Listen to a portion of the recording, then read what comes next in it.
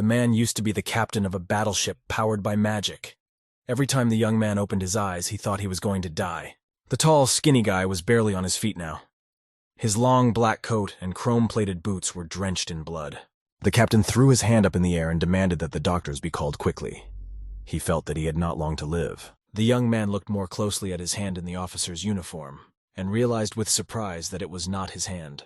Losing strength, the man fell to the snow-white surface. Despite this, he stubbornly continued to crawl forward, leaving a trail of blood behind him. Looking into the ice hole, the guy realized that he had entered another world.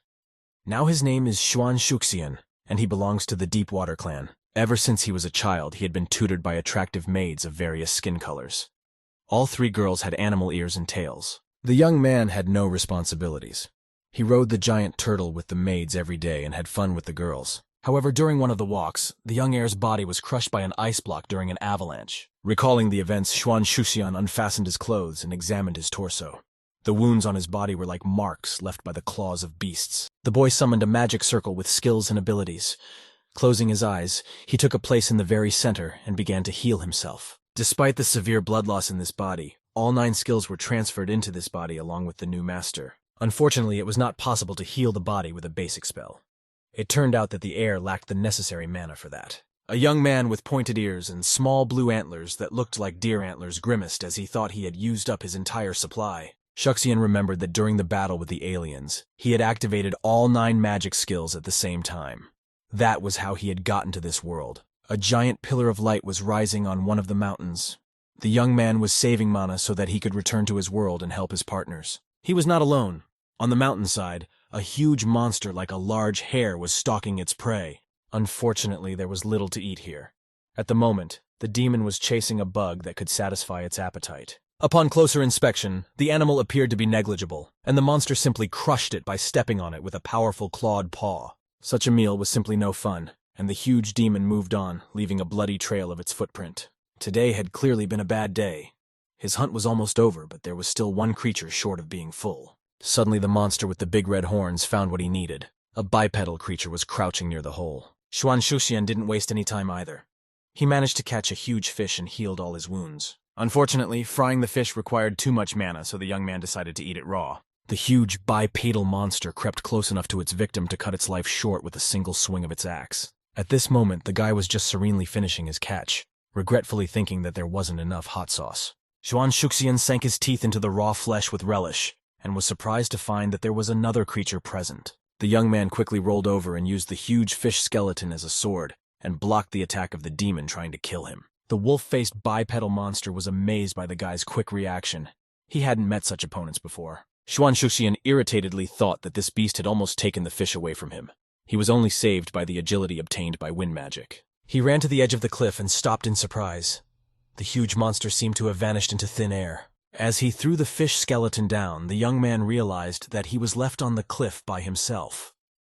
The monster had disappeared somewhere, as if it was afraid of the upcoming fight. The demon at this time was scurrying away from the dangerous place, turning into a tiny gray beast. This encounter alerted the boy. He realized that there were still monsters in this world. That explained the scars on his body. Shuan remembered that he had left his maids at the foot of the mountain. It was time to go down to them and go home. Before doing so, the young man decided to activate the metal element. This would help him in case of similar attacks by monsters. Thanks to the activation of the metal element, the guy was able to unlock a skill that increased strength and stamina. It was called Bear Body.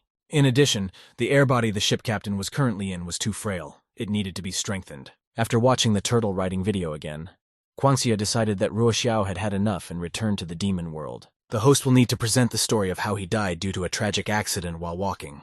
The girl saw that Sanlei and Shishi were just dying laughing, and wondered what they were laughing so hard about. The maids turned around. They were reviewing their master's death.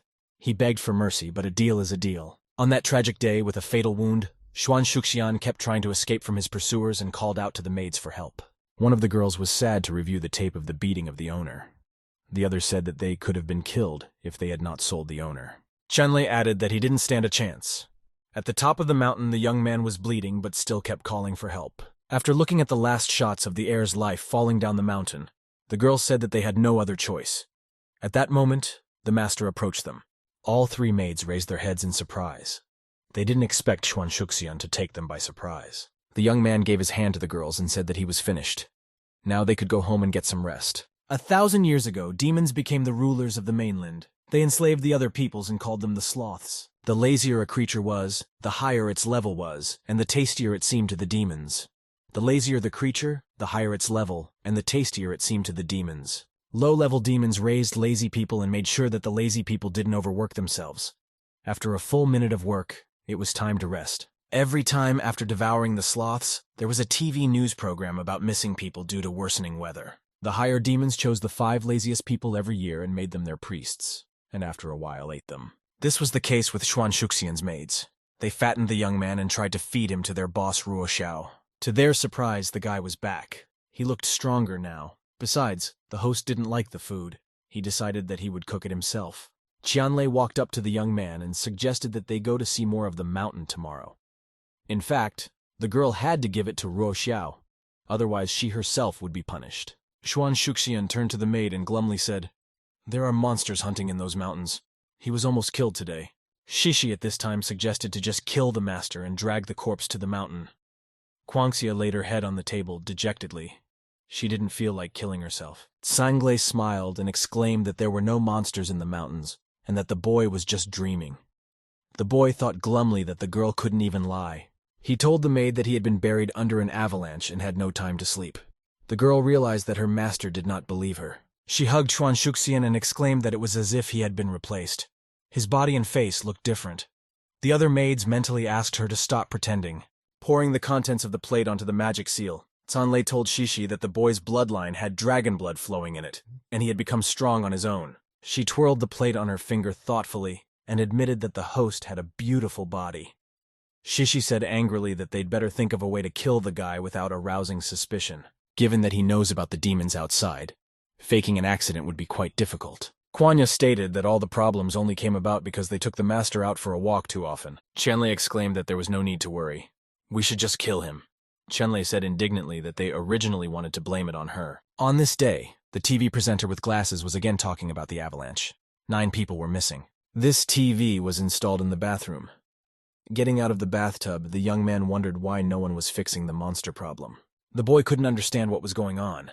He had a strange feeling that no one even realized the monsters existed. Shuan Shuxian climbed out of the bathroom and decided that he would leave this matter for now. He had more important things to do right now. He summoned a circle of skills and took the familiar place in its center. The first priority was to keep practicing. As soon as you have enough mana, you must return to your homeworld. The whole galaxy awaits its captain. While furtively watching her master, Guangxia saw his strange posture and thought that he had just gone crazy. Since he was standing on one leg, it would be easy to knock him down. If a bar of soap was left near him, everyone would believe it was an accident. The girl immediately pictured the guy's father lamenting over the body. After the funeral, the young master's body can be beautifully packed in a box and delivered to Ruo Xiao. This idea seemed so excellent to Quanya that the girl couldn't stand it, and smiled. She ran to the window with a bar of soap. Shuan Shuxian stood with his back to the maid and didn't suspect anything. She threw the soap directly at her master's feet and mentally said goodbye to him. The girl's calculation was perfect. When she stepped on the slippery object, the boy staggered and lost his balance. There was a look of genuine surprise in his eyes. The boy thought with horror that he could destroy an entire house if he fell to the floor. Suddenly he saw that the window to the street was open. It was a great chance to save all the inhabitants of the mansion. It didn't take much at all. All I had to do was gather all the strength in my legs and reach the saving window. Guangxia considered the matter complete, and so walked leisurely without turning around. She didn't notice that the master was flying out of the window right at her. The impact with the ground was quite violent. As a result of the small accident, all the bats flew away. Once on the ground, Shuan Shuxian began to slowly lift himself up. Suddenly, he realized that the surface was too soft. The young man sat up and turned around in surprise. Seeing that there had been an accident, the boy immediately blushed with shame. The unfortunate Guangxia was lying beneath him, bleeding. The master had managed to kill the maid by flying out of the window. After realizing his guilt, Shuan Shuxian absent-mindedly fell to his knees. His body was shaking. The young man couldn't forgive himself for killing the unfortunate girl. The guy realized that he had made his body too strong due to improper mana distribution. It ruined the maid. He summoned a circle of skills to properly balance his body. There were several thousand units of mana available. The first thing Shuan Shuxian did was to channel all the mana into the element of wood, which was responsible for health and healing. In this skill branch, the young man chose the Spirit Return skill. It was the only thing that could bring the unfortunate girl back to life. From the outside, it might have looked like the guy was sitting on the grass and meditating. No outsider could see his magic circle. Shuan Shuxian sighed heavily. Because of his repeated choice of skills, he had turned into the same weakling he was before. He rushed to the maid and began to breathe life into her. It was more important to him now than any other skill. At this moment, the freed soul of the murdered girl was slowly ascending to heaven. She was already making plans for the future. Suddenly the soul felt something tugging at it, pulling it irresistibly downward. She almost howled with resentment. Guangxia groaned, life returning to her. The girl with her eyes closed still didn't understand what had happened to her. The young man realized that all that was left was to heal the maid's wounds. Unfortunately, he had spent a lot of energy and could not help her now. The guy decided to carry the girl to his room and hefted her onto his shoulder. If she was discovered like that, there could be trouble. At the same time, the delivery service handed over a package for the young master from his fiancée, Qi Lian. It contained a cake. Shishi took the cake and grudgingly asked where Chuyanya had gone. Chunlei assumed that the master was still alive, with a light on in his room. Shishi looked at the box thoughtfully. Shuan Shuxian's father should be back by tomorrow. They have very little time. There was a note in the box offering to eat the cake. The girl decided to poison the guy by putting a little poison in the cake. Seeing the box, Canlei said in surprise that the bride had sent something to the master again. Shishi replied that today was their day. She would add just a pinch of their miraculous powder, and Shuan Shuxian would never rise again. The young man at this time put the senseless maid in his bed and covered her with a blanket so that no one would notice her. As soon as the guy hid the girl, Shishi came to the door and shouted that they had brought some very delicious food for the master. The maid added that the cake was from Madame Qi Lian. If the young man doesn't eat it, she will be offended and break their engagement. After saying that, Shuan Shuxian opened the door ajar and took the plate away. Shishi thought that love really does lead to the coffin. The wood elemental warned the young man that the substance on the plate contained an unknown poison.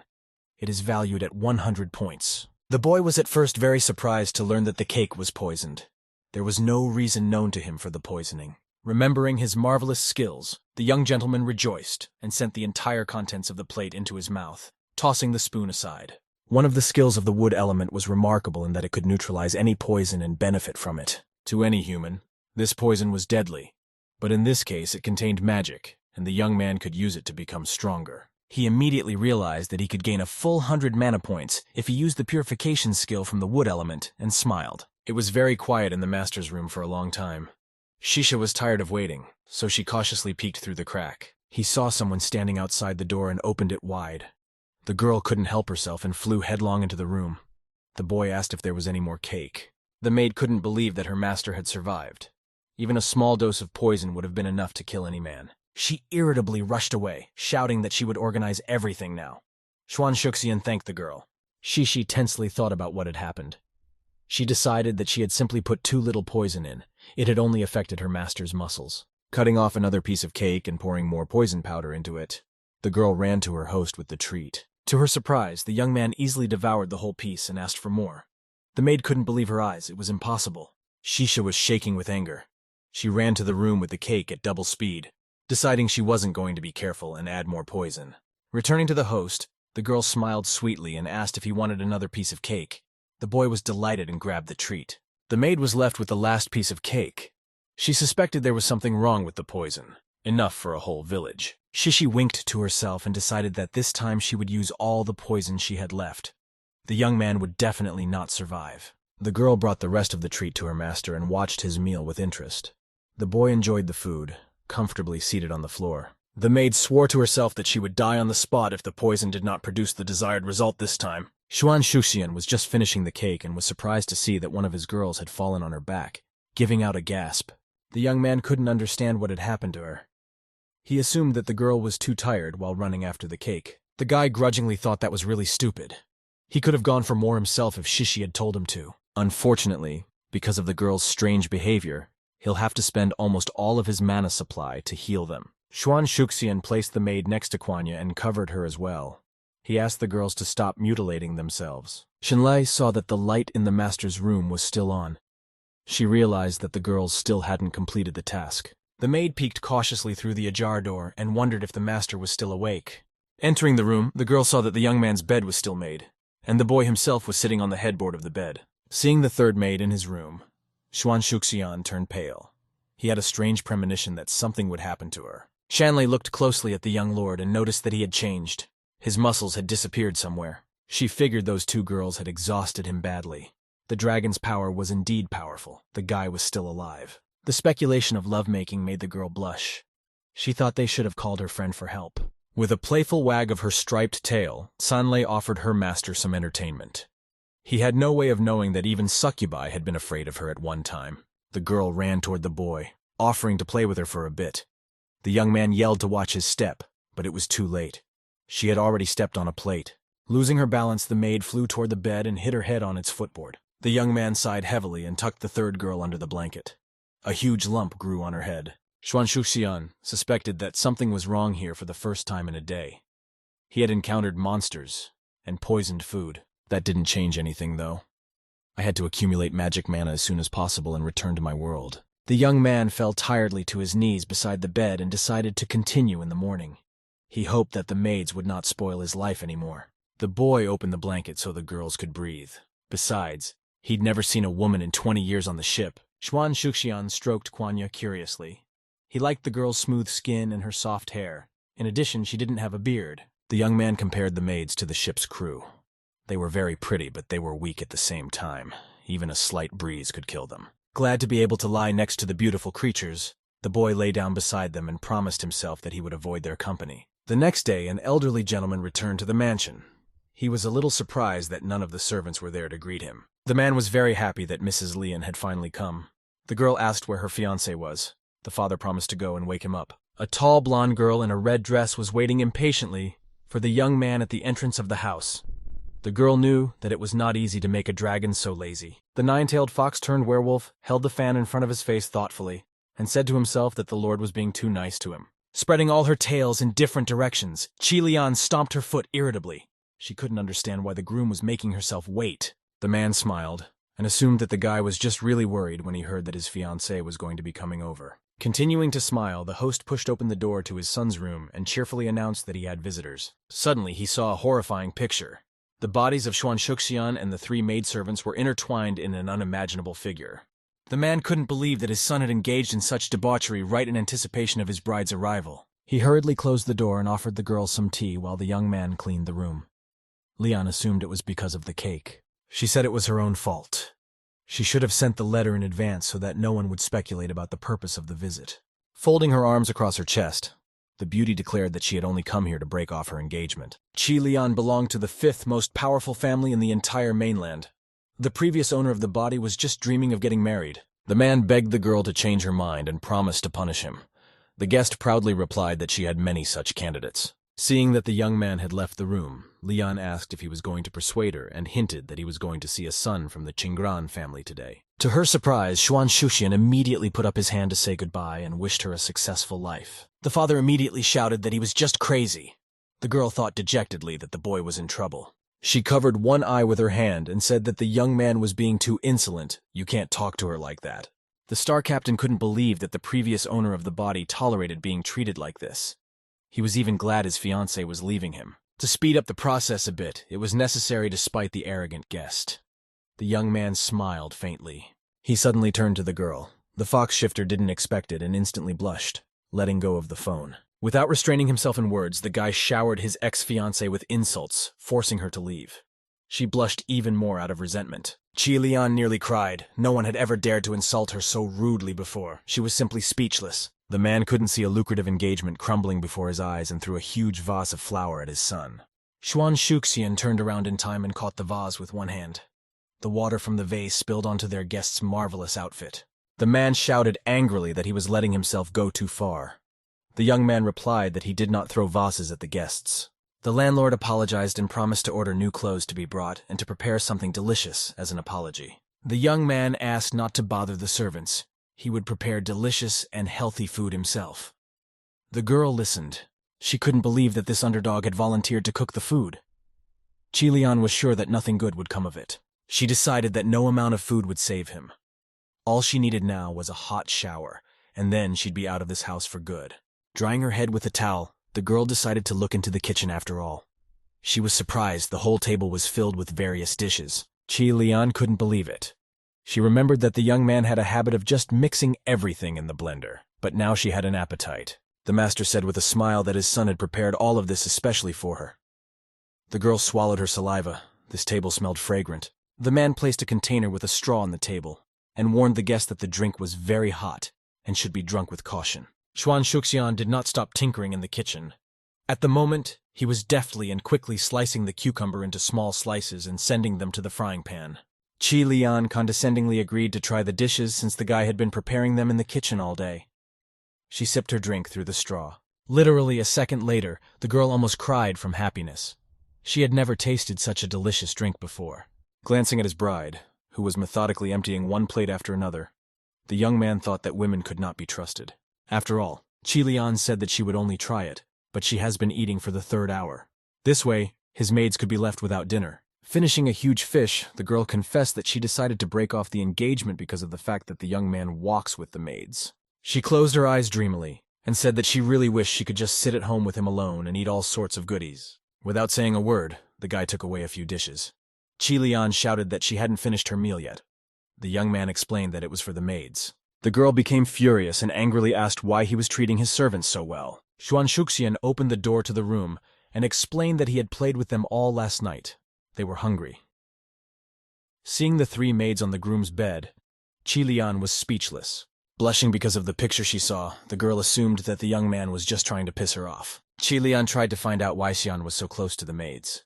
After all, they exist to serve. Angry Qi Lian shouted and questioned whether some maids were more precious to Xian than a bride. Xian was silent with a blank stare. Xian brought the food to the maids. He wondered why Lian was nervous. After all, she was the one who came to break the engagement. Xian placed the tray on the table. He responsibly declared that he and Qi Lian were no one to each other from now on. Xian said that the way he treats his maids is none of Qi Lian's business. In response, Qi Lian stood there with her mouth open, unable to say anything. Guangxia gave a frightened look. She was scared that Master and Lady Qi Lian were fighting amongst themselves. Qi Lian stated that Xuan Shui Xian was one of the laziest dragons. In 40 years, he had only reached the 8th level. But later, the maids began to entertain Xian, and his development took a turn for the better. He became stronger. Guangxia said that she and the other maids were bored, so they started to take Xian out for walks more often. Qi Lian said that she and Xian couldn't be together if his level was too low, so she wanted to break off the engagement. However, right now, Qi Lian saw that Xian was much more interesting than she had previously thought. Qi Lian said that she wouldn't break the engagement, she would observe Xian first. Xian didn't care. Qi Lian realized that Xian's attitude towards her was because of the maids. She became angry. Qi Lian shouted out in a voice that she must destroy this ball of snakes. In response, Xian told her that she was a snake herself. Qianlei told Quanlei that this was their chance to straighten out their master while his attention was diverted from them to Qi Lian. Canlei suggested that Guangxia imagine the master's murder under the guise of an accident. Quanlei began to ponder the suggestion. She agreed with Qianlei. After all, Miss Yan will use fire magic. We need to set it up so that she burns the master. Qianlei hurried Chuanyi. After all, they had to hurry.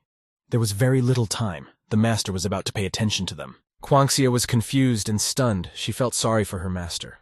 She didn't understand what was going on inside her. Something strange was happening to her. Quanya's eyes filled with pain. She was confused and didn't know what to do. She couldn't kill her master so easily. She didn't realize what she was thinking. She was still completely confused. She didn't know what was going on in her head. Quanya kicked.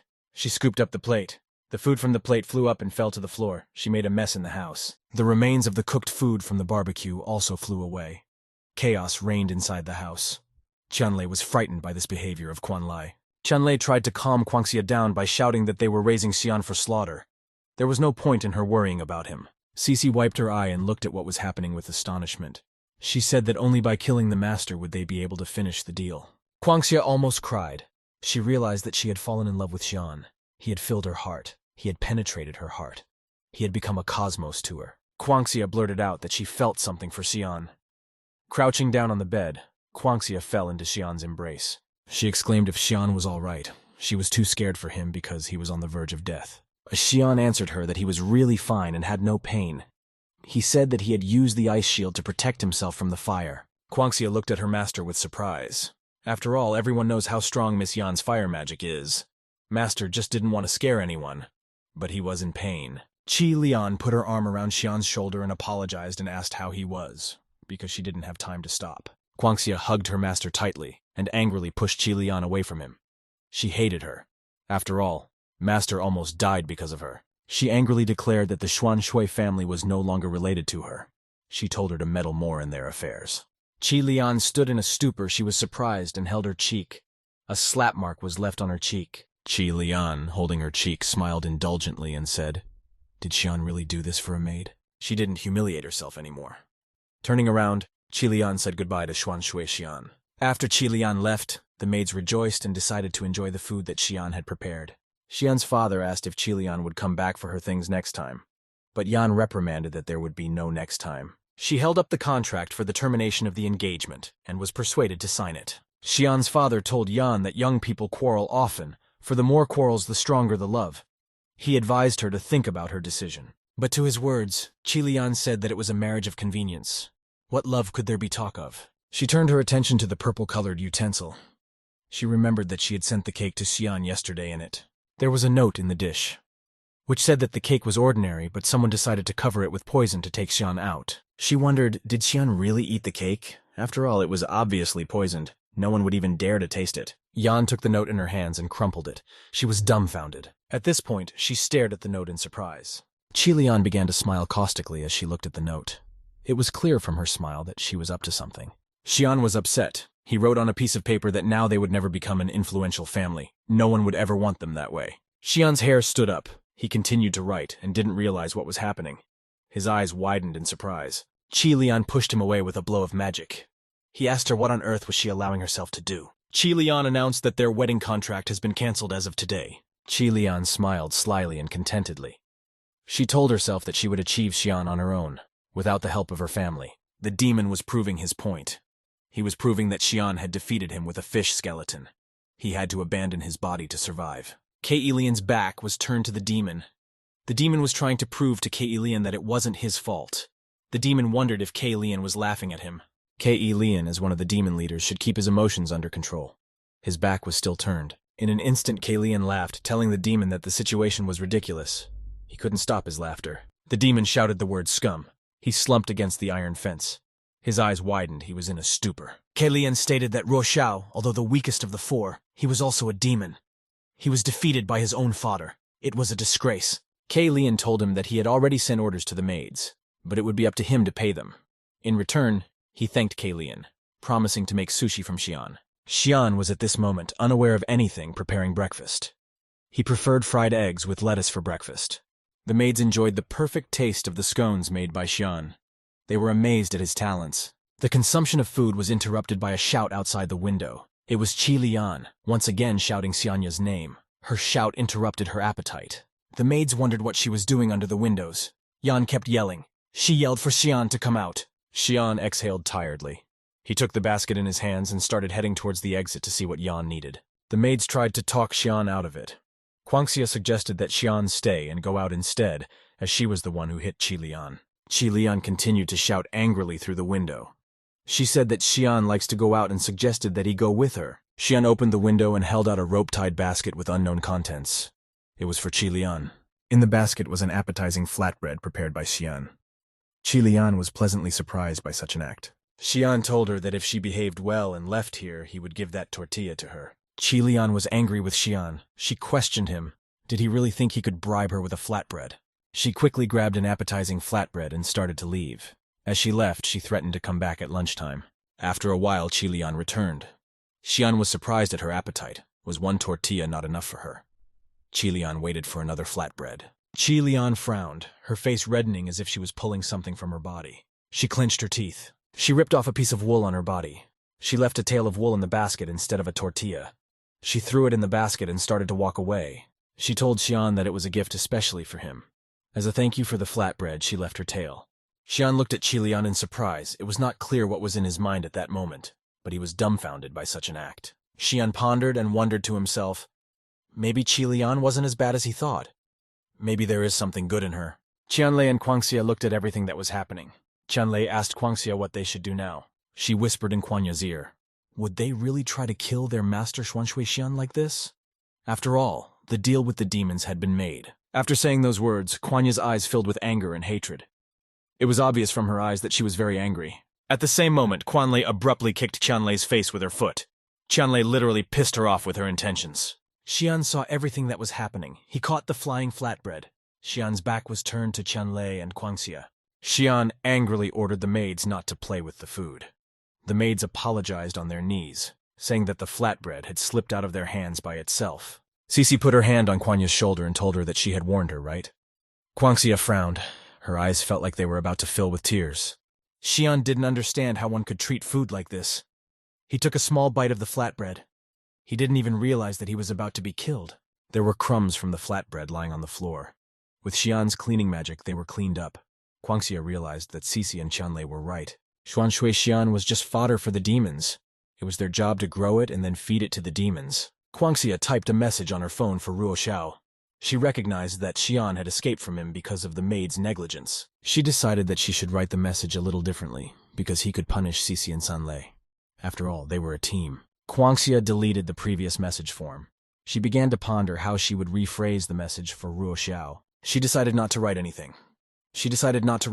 Because there's no need to wake the storm while it's still quiet. But there was a new message on her phone. Quan's heart filled with anxiety. Her pupils dilated with fear. She began to panic. The message came from Ruo Xiao. Ruo Xiao's message ordered all the maids immediately to kill the man in the picture and deliver his corpse to him. The high-level maid read the message. She recognized Xian in the picture and wondered how they gave so much money for such a lazy person. She took a closer look at the photo and realized that the photo was taken in the mountains. She realized that thanks to this landmark, Xian would be easy to find. The Qinrui family's maid received a message from Qilian's maid. The maid remembered that Xian had 3 maids. She thought, why don't they kill him? The high-level maid stared at the phone screen in surprise. She had received another message from Qilian. Yan wrote that the maid must be wondering why the maids don't just kill him. They're attached to him. So the maids were ordered to kill him. Maybe one of the maids hates Xuan Shui Xian. A notification was received that a file had been received. I had to click to open it. The maid read the message carefully. The message contained a plan and a signature. It said that they would kill Xian and split the reward. The high-level maid realized that the essence of the task of sowing discord between Xian's maids was what she was most skilled at. A loud shout sounded. Someone was calling for Mr. Qinrui. The shout came from the courtyard. It was the Qinrui family's maid calling out to the master. She ran to Mr. Qinrui as fast as she could. She shouted that she had very important news for him. The Qinrui family's maid told Mr. Qinrui that she had just received an important message. She screamed and told Mr. Qinrui that his girlfriend had been stolen by unknown people. She looked at Qinrui carefully. Mr. Qinrui casually inquired what the maid wanted. His back was still turned to her. The maid found courage and told the lord that Xuan Shui Xian had stolen his girlfriend. She's cheating on Master Qinrui. Mr. Qinrui asked, in a calm tone, which girl the maid was talking about. He didn't quite understand what she was talking about. The maid stood in a complete stupor. She did not know what to add to her speech. She had absolutely no thoughts in her head. Qinrui wondered where did he get a new girlfriend from.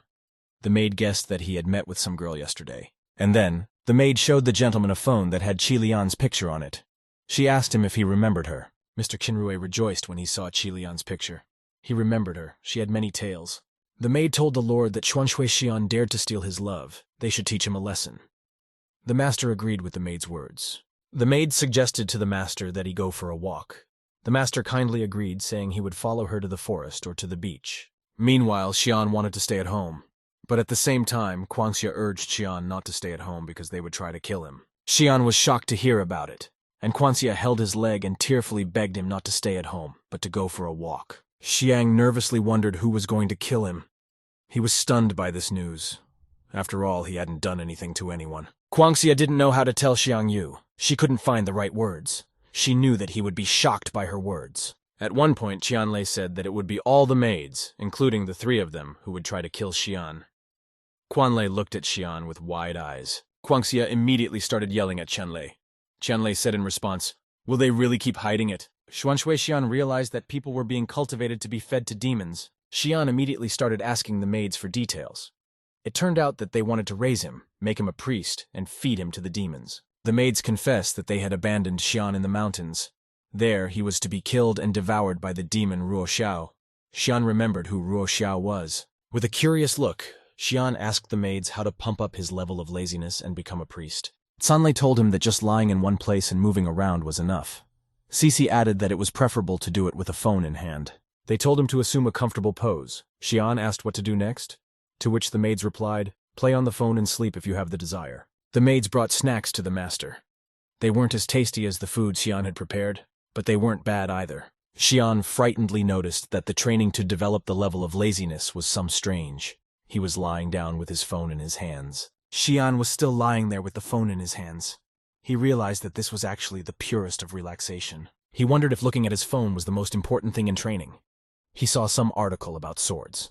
The article was about Bai Yehuang's sword. It went on to describe that everyone knows about swords, but that swords flying never happened. The article was not clear what it was about. Shuan held the phone in his hands and stood in utter bewilderment. He didn't understand what kind of nonsense this was. The article seemed completely absurd to him. He didn't get hung up on it because he knew that bad articles get caught, but he could find something else. He stumbled upon online poison education. Shuan remembered that poisons were one of the strongest weapons in his world. The poison teacher said hello to the students and began to speak. She said the toxins could increase her spiritual power, just to learn how to cleanse insects of poison. She spotted an insect, saying it was what she needed for her research and experience. She reached into the bowl of insects. The experience was a success. She managed to introduce the Insect King to her students, but in fact, she had just chosen it, not grown it. Shuan didn't understand the point of this nonsense. He asked Kwanya if there was anything useful on the phone. She advised typing Lazy Man's Contest in the search. He typed in the search words, found the video he wanted.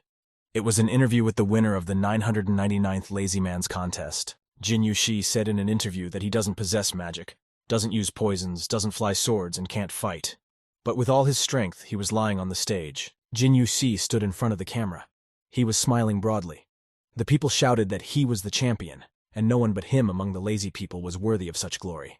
Shuan Shuexian put the phone away because he could no longer see and hear such nonsense. The interview was not interesting to him. He asked Kwana, so the lazier a person is, the higher their level? Kwana replied that yes, progress depends on what kind of family a person is from. Kwangxia told the master to run away while there was still a chance. Since all the maids had been ordered to kill him, Shuan in turn wondered what would happen to them if he left. He sat with a serious face. His eyes were tired. Kwangxia asked, did he really think that the demons would let her, Cece and Shanlei, go with Mir? Her eyes were filled with fear. She decided to confess to Shuan that all this time they had been trying to kill at the behest of the demons. She wondered if he was angry with them. Shuan said he realizes that they were just following orders. He said he was afraid of them, and more he wanted to laugh. But he said that if they want to kill someone, you have to be ready to fight. Shanlei intervened and said that she seemed to understand now why Shuan liked Kwangxia. Cece was nervous because Shuan was being hunted. Shuan said that although the demons promised a reward for him, they didn't specify that they wanted his entire corpse. Shuan shouted at the maids to throw up. He was forcing them to do so. His shouting was very loud. The maids were throwing up. Quanlei asked the master if everything was definitely going according to plan. Qianlei could barely stand the standing odor. Shuan said to throw in hair and nails and stuff. Then the maids can say they killed Shuan. Just then, a high-level maid intervened sharply. She accused Shuan of stealing her master's girlfriend. Shuan's maid stood in a stupor. Shuan's father, not understanding what was being said, tried to calm Ji down. But she, in turn, was angry. She told the father to call her son. Chanya and Xiang looked out from behind the bushes. She explained to him that it was Ye Ji's maid and Qingrui Ji with her, and she wanted to provoke him to kill Shuan. Shuan asked if he could defeat him if he himself was level 4. Quan replied that there was no chance. Shuan was surprised, but accepted it. He told his maids that their job was to film the whole thing and post it on the internet. The earth magic worked. Shuan used the Shadow Stone. He created a clone. Shishi and Qianlei looked at it and asked, "Do they have another master from now on?" Shuan said he would throw a clone at Qinrui. He would kill him with lightning, and the maids would take his supposedly corpse to the demons. Quangxia was surprised. Qingrui's maid threatened that if Shuan didn't come out, she would cut his father. Shuan's father shouted for him not to come out. He was willing to die for his son. At the same moment, something unknown happened. Shuan activated magic. Maid Ji and Shuan's father looked surprised at what was happening. Shuan appeared at the maid's request. He was hovering in the air. The sky around him seemed terrifying. A battle was coming. The maid rejoiced. Finally, Shuan came out. Shuan's father shouted for him to run away. The maid held him by the hair. The maid immediately asked, convincingly, if it was definitely Shuanshui Shuan. The situation was getting heated. Shuan coldly replied that it was him, and he had come to die. He was ready to fight. It was as if his eyes were filled with blood. The maid was surprised. Shuan's father begged for mercy. He begged the maid to let his son go and not kill him. Clone Shuan confidently asked why the maid, who was so eager for battle, was standing still and not coming to him. He came. He prepared to die. Qingrui told Ji that he looked too weak. He won't fight him. But the maid told the master that Shuan was pretending. Ye Si was enraged that Xian's clone was standing still. At the same time, the real Shuan told Kwanya to think of something to anger the doppelganger. Kwangxia was angry. The maids had long said that Qin Ruiji was a scoundrel. Because of him, some maids even committed suicide. Kwangxia activated the clone's manual control. Now she could express all her dissatisfaction to Qin Ruiji. The clone started shouting that Qin Rui was a heartbreaker and unscrupulous. He shouted that he was a disgrace to the family. Such words flew by the dozens. Yeji said that with Xian's level of laziness, he's not even worthy of Qi Lian. And Qin Rui has so many women because he can afford them. Kwangxia was completely angry. She didn't praise Qin Rui. Cece intervened. She said that Kwangxia wouldn't accomplish anything. She decided to take control. Xian's clone confidently said that Qin Rui is sick. He is talentless. And his sexual organ is small. Qin Rui's maid Yeji was stunned and stood wide-eyed in a stupor. She didn't understand Xian's logic. And then Qin Rui became angry. He was furious. Lightning began to shine all around. He asked how Xian knew about it. Yeji's maid immediately started to calm her master down. But she was not very good at it. There was still lightning all around. A furious Qin Ruiji descended to the ground. He threatened to kill. Kill everyone. He was mercilessly ready to kill. Qianlei, Quanlei, Kwangxia, and Xian began to look at Cece. After all, she was the one who was controlling the clone. To which Cece nervously replied that she just wanted to make Qin Rui angry. Xian said that what she said was not important. The important thing was that they had managed to anger Qin Rui. And now the ruse would work. Ji swooped down on Xian's clone. Qin Rui threw a direct punch at the Xian clone. The Xian clone said that he should turn into dust after such a strike. Qi Lian pounded on the wall. She screamed to be let out. But the maids told her that Qin Rui was trying to kill Xian. She better keep her head down. Qi Lian wondered if Qin Rui had gone to take revenge on Xian for her rejecting him last night. Qi Lian said that the Qin Rui family is too strong. That's why they let on whoever they want. This needs to be nipped in the bud. And then Qi Lian became determined. She shouted that she would save Xian. She started to get out of the lock. Xian's clone was unharmed after being struck by Qin Rui's powerful lightning bolt. He was completely unharmed. He put his gaze on Qin Rui and the maid. Qin Rui and Yeji were dumbfounded. Their eyes were shaped like pennies. They couldn't make sense of the phenomenon that was happening. Xian, looking out from behind the bushes, was no less surprised than his opponents. No one understood how this was possible. How could such a powerful lightning strike fail to destroy even a weak, underpowered, and virtually unbeatable clone? Qin Rui started spitting blood. Blood was whipping from his mouth. He started coughing. He held his hand over his bloody mouth. In a low voice, pointing his finger at the doppelganger, he mumbled that it was able to withstand his strongest lightning strike. Qin Rui began to lose consciousness. His eyes rolled back. He whispered that Xiang was lucky this time. The maid was frightened. She tried to bring her master to his senses. Xian said not to give up. To try one more time. His face is completely cold-blooded and blank. No emotion at all. Shanlei said that the clone was perfectly fine. She asked Xian what should they do now. Xian replied that he could just blow it up. Sanlei offered to pretend to be mortally wounded. Cece asked her if she thought she would be believed. Shanlei took control. The clone stated that his internal organs were failing one by one. That's the power of lightning. Qin Rui, who had regained consciousness, said that the battle was beautiful, even though he had forgotten why it had taken place. He asked what Xian's last words would be. Qianlei asked Xian to say anything, and after that you can blast the clone. Xian asked for a minute to think about it. The clone shouted out that Qin Rui's girlfriend Qi Lian had broken off her engagement with him. They were no longer related in any way. At this moment, Qi Lian ran towards Xian. Clone Xian said that if anyone should die, it should be him, not Qi Lian. She's not to blame for anything. It wasn't her fault in the slightest. These became the last words of the Xian clone. Qi Lian became stunned. She was shocked by what was happening. Qi Lian's eyes filled with tears. There was an explosion of a clone, but Qi Lian thought it was the real Xian. She cried, calling Xian a fool. He had sacrificed his life for her, even though it could have been her. She thought how nice it would be if everything could be taken back, if time could be rewound. Yeji wrote a message to Xian's father informing him that her master had killed his son. She said she would give him some money. Xian's father was surprised and asked what money had to do with it. He received a transfer of 416 yuan. The bewildered Xian's father fell to his knees and began to cry. He cried out, "Who did Xian leave him for?" He was trembling with pain in his soul. Yeji said the money had already been deposited in his account, and he could leave the body to them. They would bury Xian. The father said in tears that he was his only son, the hope of the whole family. He threatened that they would pay for their family's strength. He asked if they thought they could just kill a man. Shuan Shuisha shouted to Yeji that they would have to pay much more for mercilessly killing his only son. Yeji didn't argue, and agreed. The real Shuan was standing outside with Kwanha. Kwanha asked if Shuan was leaving. Shuan replied that he was. If he stays, he will only bring misfortune to everyone. In fact, he should have returned to his homeworld a long time ago. He had been sitting around for too long. Kwanxia asked where he had to go. Shuan replied that there is space high above the clouds. His battle comrades are fighting aliens there. He must help them. Kwanxia was surprised that Shuan was not from this world, and asked if he was thinking of spending the rest of his life here.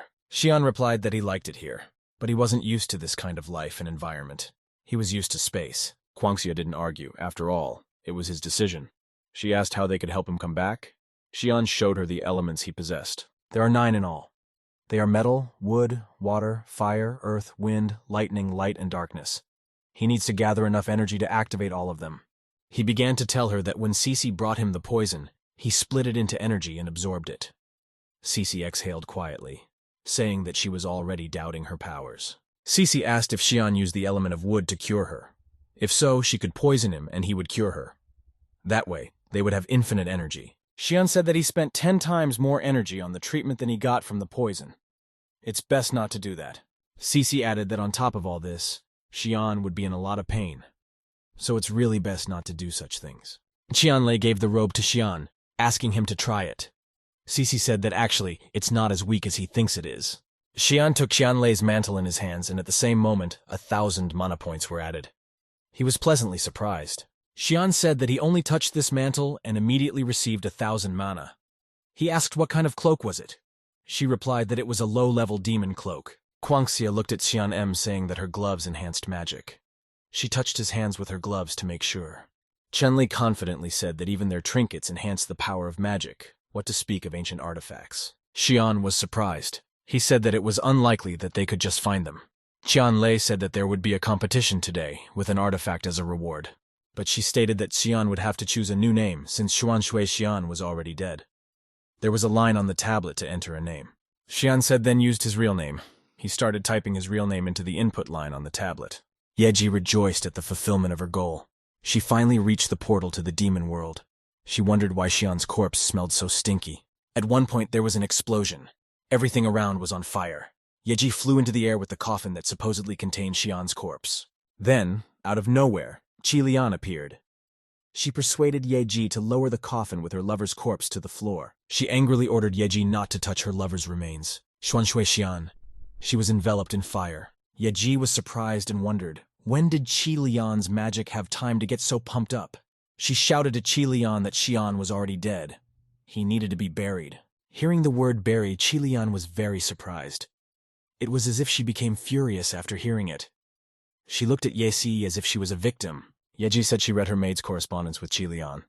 She told Qi Lian not to pretend she knows everything. Qi Lian shouted that it was Yeji who killed Xian. She was enraged. Fury gripped her mind and she ran at Yeji with all her might. Qi Lian's maid asked for help from the demon world. She complained that Qi Lian had taken away her phone. She had learned about all their secrets. At the same time, a maid of the Qinrui family asked for help. She said that Qi Lian had taken Xuan Shuixian's corpse. We need help now. He Lian stated that Qi Lian has been running around so much that she is now only second-level lazy. He said that she is so annoying. She should be gotten rid of. Shi Huang praised He Liang, saying it was a great idea. He Liang said that Shi Huang's timing was perfect, and he wanted to call her. He Lian said that Qi Lian had overstepped her bounds and should be caught, and let it serve as a warning to the others. Shi Huang said that she would add her to the list of names. Shi Huang was abruptly surprised. Her eyes opened wide at the same moment, and her frontal lobes hid from the tension in a moment. She asked again, Xuan Shuixian? He Lian said yes, the one who ran away from Ruoxiao. He was killed last night. Shi Huang couldn't understand anything. After all, Xuan Shuixian's soul had flown into the god's temple 3 days ago. He Lian was in a stupor. He asked, meaning that Xuan Shuixian's body had now been taken over by another person's soul. However, it didn't matter anymore. He had already been killed. But it has come to light that a new entrant in the Slacker contest has just registered. It's a name known to every demon in the world. This is the one person who was once able to wound a demon lord. It's not an easy, simple opponent at all. Shi Huang began to scream. She shouted out, "Why?" She couldn't understand anything. After all, she had seen Xuan Shuixian die herself. She couldn't understand how something like this could happen. What was he doing here on her planet? How could he be here? She tried to find the answer. In an instant, the captain of the Phoenix Mountain battleship appeared in the air. Kowlan! Everything around him was on fire. Shuan said that he had to disguise himself somehow, otherwise he would be recognized. Guangxia fearfully suggested that he change into a woman's clothes. Quanya and Qilian incited Shuan to change into women's clothes. With a serious face, Shuan told them to take their time. Shuan said on the phone that he was already at the destination. The maid said they would take the usual seats for the public. They hope no one recognizes him. The maid told him that even his family wouldn't recognize him like that. He was also told that it was a lazy man's contest and that he should be as lazy as possible. At one point, a passing stranger, a similarly lazy contestant, asked for Xian's help. The stranger told Xian that his parents sent him here to find a wife. Xian said he was busy. The guy showed Xian a list that had all the information about girls above level 9 written on it, but he couldn't remember them. The guy took Xian's hands. He said that the maid would be coming soon. If she found out that he didn't learn anything, she would get angry. Xian didn't understand what this had to do with him. At one point, the stranger's maid came in. He asked Xian, in case he forgot something, to prompt him. Xian said to him in response. The maid asked the boy if he had memorized them all. The boy replied that he had, and he had also found a friend. The maid praised her master and presented her gift to him. It was a tail. She asked if she liked it. There was blood dripping from the end of her tail. The maid said it would serve as a scarf for her master. Blood rushed from the tail. Inside himself at that moment there was a very intense consternation. His eyes opened wide. He realized where the tail was coming from. He asked the maid where she got that tail. She looked at him surprised. She asked him if he wanted one. Someone in the crowd shouted out that this tail belongs to Qilian, the daughter of one of the most powerful families. She's a lawbreaker. The maid started to tell Xian that when they were done, he could. But before she could finish, Xian immediately rushed forward. Yeji wondered where Xian was going. She said that if she had known the value of these tails, she would have taken a couple more. Yeji started to ask where her master was going. She told him to sit down and watch the stream on his phone. Master said that he wanted to save Qilian. Qinrui thought about it, and remembered that Xuan Shuixian had said before he died that Qilian was not guilty of anything. Yeji said that hardly anyone would listen to him. After all, to everyone she was a lawbreaker, and everyone hated her. One must remember that in this world no one is omnipotent. The people in the crowd stood with their phones in their hands. Qilian could be seen on the horizon. Qilian has distinguished herself from others since she was a child. A moment flashed where she was in the market with her father as a child. She asked her father to buy her some street food, but he refused her. He said that this food was for commoners, and she should eat what the servants cooked for her. After all, she is the chosen one. Qilian's father called the slacker department and complained that someone was selling food for commoners near their house. The department sent out a raid. Qilian told herself to gather herself and start reciting the spell. She began to develop the power of her magic. She concentrated and began her study. Qilian was genuinely happy with her results. They had succeeded in reciting the spell.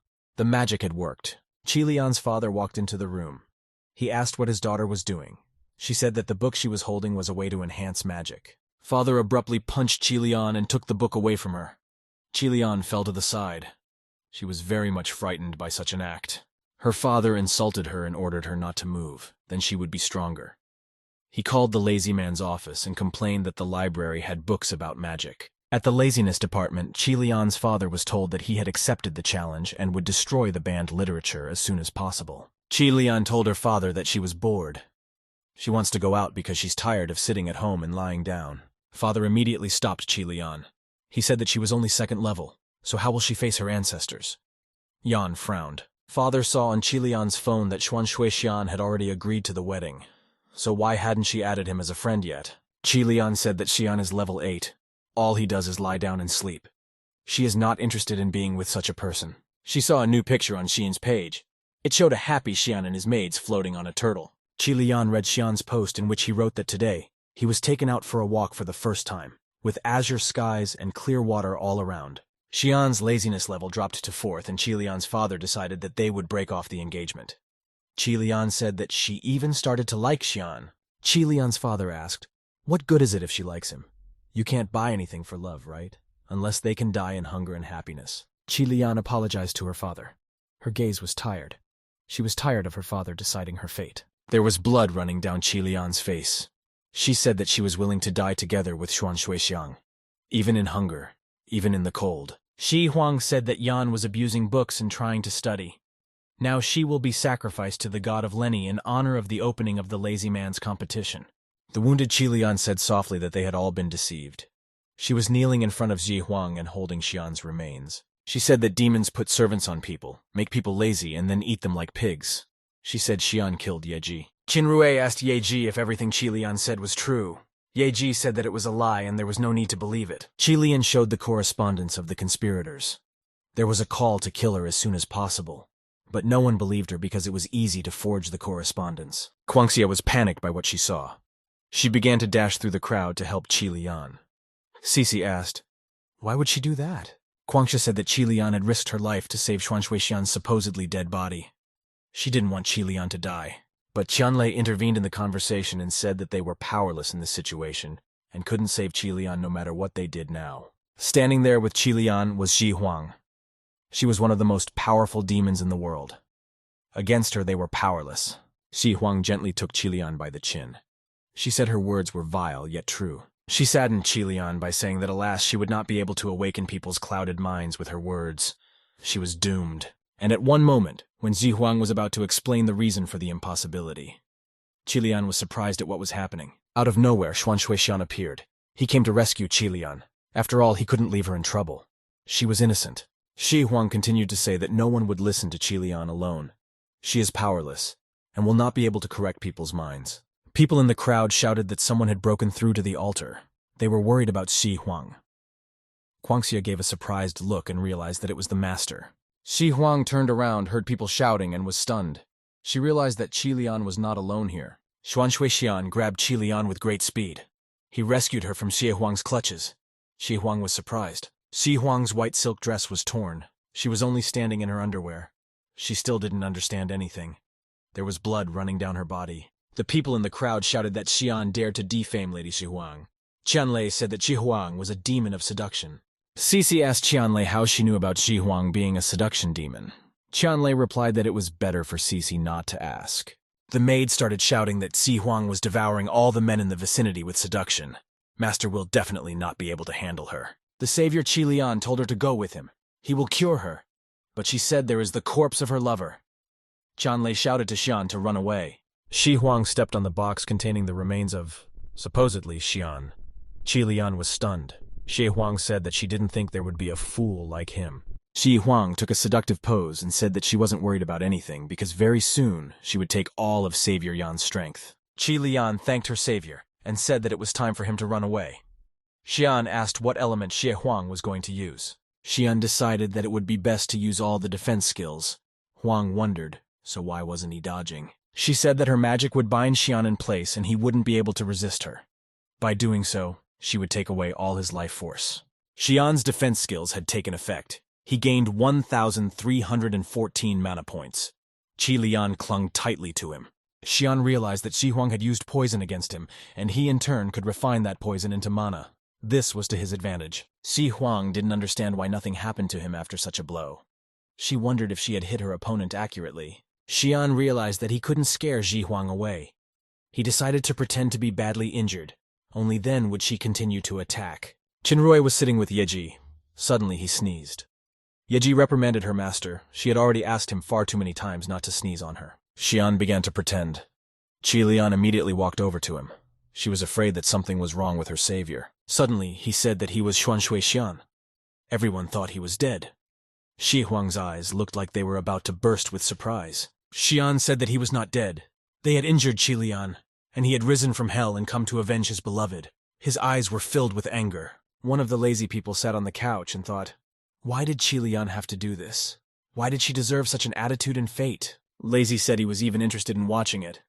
Another girl said it's interesting to watch, but isn't it a little scary? Another lazy girl was watching a stream of what was happening and marveled at Xuan Shuixian's actions and words. Xian beat himself on his chest with his fist and shouted for his opponents to attack.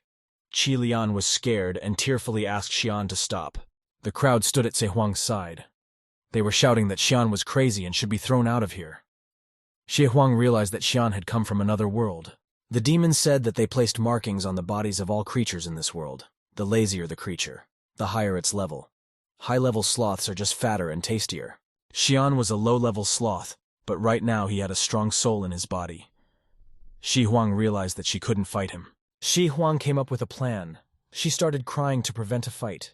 She said that she was touched by Xian and Qi Lian's love. She offered Xian to win the competition. In return, she is willing to declare Qi Lian completely innocent of anything. She asked if he would accept the bet. Xian said no, but he agreed. He realized he had to win the artifact first. Xian agreed and said that if he lost, she could kill him with her magic. It seemed to Xi Huang that he was only seeking death. Xian decided to move away from the topic and asked Xi Huang where to swim here. She showed him the direction. Qi Lian asked what was Xian doing. Xian said that at his house. She went to take a shower as soon as a drop of water got on her. Qi Lian said that Xian was alive and well, and the steel was stronger, but what was in the tunnel where his corpse was? Xian replied that it was better for her not to know. Qi Lian was shocked by what she saw. She said that the pool was even bigger than her home. The pool was huge in size. Xian said that no one comes here to bathe in the morning, so Qi Lian can take his time. Qi Lian said that Xian should go out. Xian asked, so why would he go out? He was going to treat Qi Lian after all. She had been injured by Shi Huang. Xian was surprised. Xian said that Qi Lian needed to hurry since they only had half an hour left before the competition. Xian became nervous. It was announced that there was half an hour to go before the start of the competition. Competitors were asked to pay attention and get ready to take to the field.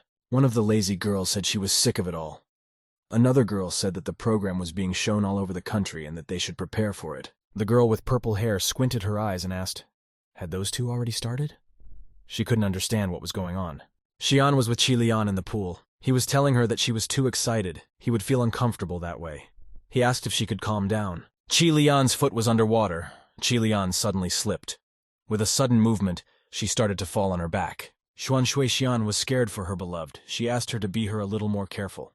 Qi Lian had already practically fallen down. Xian managed to catch her body. He held her head. Qi Lian screamed. She said she was in pain. Xian was at a loss. It turned out that during the treatment process, Xian had touched a wound on Qi Lian's body. He apologized and promised to be more careful. Qi Lian stood there with tearful eyes. Xian's hand was covered in blood from her wound.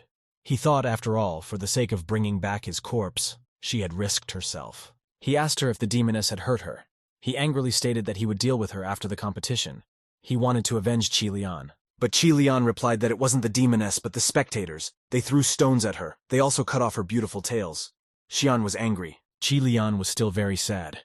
She said that since she was little, she didn't like and couldn't stay at home, so she only had a second level. She said that no one needed her in this world. It's the level of laziness that decides everything here.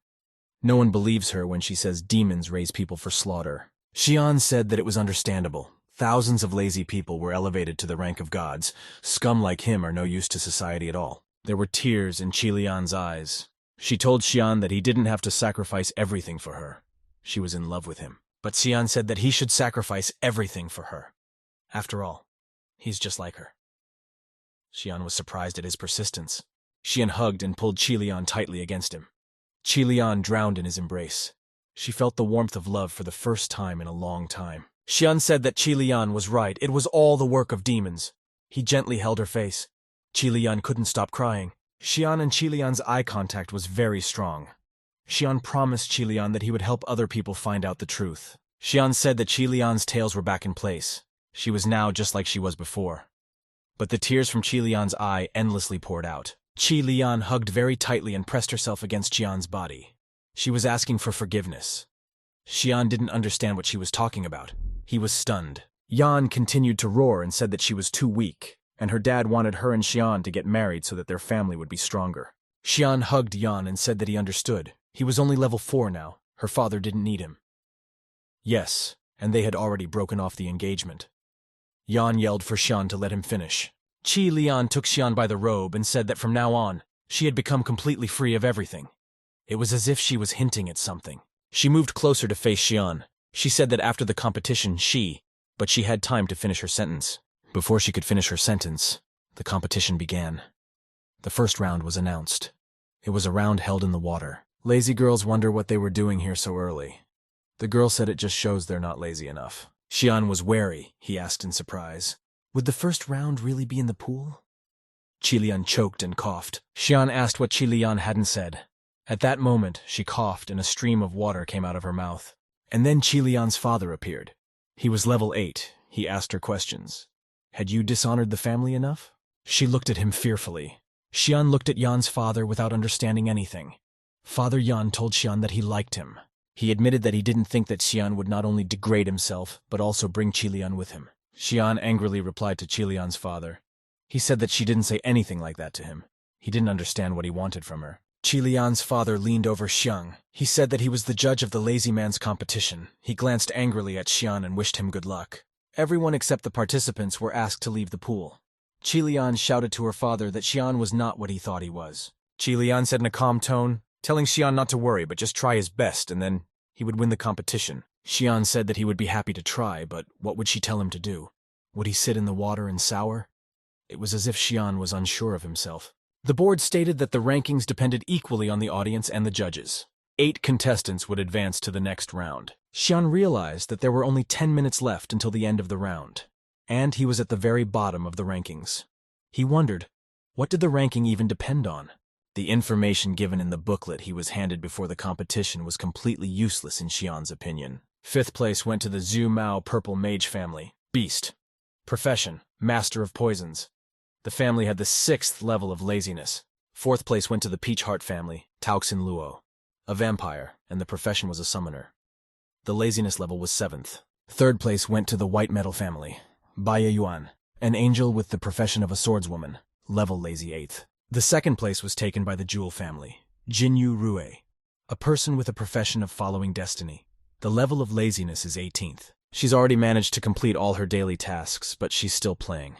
Anyone would have taken her phone away from her if she wasn't a champion. Xian pondered for a moment and realized that at the moment, the highest score now belonged to the family. But then he fell silent in surprise. 1st place went to the Qinrui family, an amphibian with the profession of a mage. Laziness level 9. A lazy mage who can sleep even in the midst of a thunderstorm. Xian pondered. Could it be that the most important thing in this matter was the beauty of skill? He continued to ponder as if he was making a cunning plan of action. He remembered the words of his teacher. The teacher had said that he would graduate tomorrow, and she would pass on the magic of the ancestors to him. The teacher replied that it was not to any element. It would just make his skills more beautiful. Kaolan wondered what good it would do. She replied that she is the best teacher in the world. Everyone listened to her, and no one has ever dared to challenge her words or object to anything. She considered herself a role model for all the students. It was like she was the best. She believed that because of her beauty. She said that everyone thinks that if something looks better, the more valuable it is.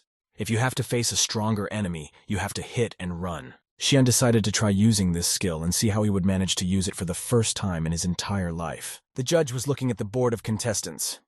He saw that Xian was at the bottom of the list of contestants, but suddenly there was a flash of light from behind. The judge was surprised and wondered what that light was. He had no idea that Xian was behind it. Everyone was surprised and startled. A beam of light coming from the ground beat straight into the sky. The light of the beam was very blinding to the eyes. A beam of light pierced through the sky. There were cracks in the sky like glass. Everyone was very frightened by what was happening. Everyone was surprised, for the picture they were looking at was the universe. No one could believe their eyes. The beam revealed a world beyond the heavens. The girl with purple hair, who was still in the pool, was in tears. She was as scared as everyone else. The swordswoman and the vampire watched the picture taking place with wide-open eyes. The picture mesmerized the heart. Everyone was surprised. At the center of what was happening was Xuan Shui Xian. A myriad of stars illuminated only him alone. He, however, was cold-blooded. Even Jinyue Rue, the champion of laziness, put the phone away and was surprised. She asked how could this be.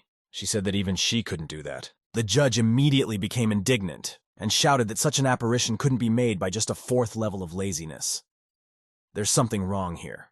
The judge immediately began to yell at Xian. He asked what the skill was. Xian replied that he couldn't remember the name of the skill himself. He offered to give it a name. Xian said it's just a bunch of special effects. It really wasn't worth anything. Xian was very nervous at this. The purple-haired girl hugged Xian and asked what level he was. He replied that he was 4th, but she didn't believe it. The girl with pink hair showed the skill descriptions of different levels. She said that Xian was only level 4, but the skills looked like those of level 25. Xian realized that they were all trying to make their skills prettier, not stronger. It was strange because in a real battle, beauty would never help them. Xian realized that trying to open people's eyes to the truth wouldn't work, but he could make them apologize to Qilian. It all worked out thanks to the goddess Qilian. She stimulated him and supported him. It was thanks to her that he gained strength. He declared that he was a good-for-nothing slacker, but just one blessing from goddess Qilian made him much stronger. Shuan stated that Qilian is not the dregs of society. She is a goddess who took pity on all these people. Qilian was dumbfounded by his words. Shuan continued to idolize Qilian. He said that she came down to this world for all these people and they attacked her. He asked if people thought it was just his skill. At this he began to demonstrate the skill. Shuan said that it's not just his skill. These are tears. The tears of the goddess herself, goddess Qilian. He spoke of her as a martyr, stretching his hands to the sky. After Shuan's moving speech, the people knelt before the goddess Qilian. They began to beg for forgiveness and mercy. Qilian took the chance and started trying to open people's eyes to the truth.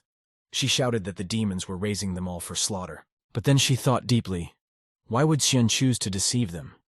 She had to think hard about it because he had a purpose. Qilian remembered that when she learned the demon's secret, they decided to execute her publicly in front of everyone. That means they are not afraid of someone revealing their secret. At this moment, Zihuang leisurely walked over to the sitting judge. The judge was very nervous. She touched his shoulder with her palm. Qilian began to say that she'd been different since she was a little girl. She asked her father if he thought it was strange. Zihuang told Qilian that she wouldn't succeed. Qilian realized that Zihuang was right. She wouldn't be able to awaken the crowd. They were awake. Qilian thought about it and realized what Shuan was saying. She realized that in order to be listened to, she had to become stronger. The champions have always been high-level lazy people. Low-level skills are too worthless. No one would ever pay attention to them. Qilian realized that she had to play along with Shuan. She said that she wanted them all to be equal to each other. She started yelling and pointing at Shuan. She shouted that he was a low-level lazybones, but thanks to her, he was able to use the most complex skills. She encouraged everyone to vote for him. She said that their future depended on him. Xuan Shui Xian stood with his mouth open in surprise. His name was climbing up the table of participants. The plan had worked. He gestured his thanks to Qilian standing on the podium. He couldn't believe that they had managed to change people's minds and open their eyes. Qilian's father didn't understand what kind of goddess he was talking about. He had raised her himself. How could she become a goddess? He was annoyed by everything that was happening.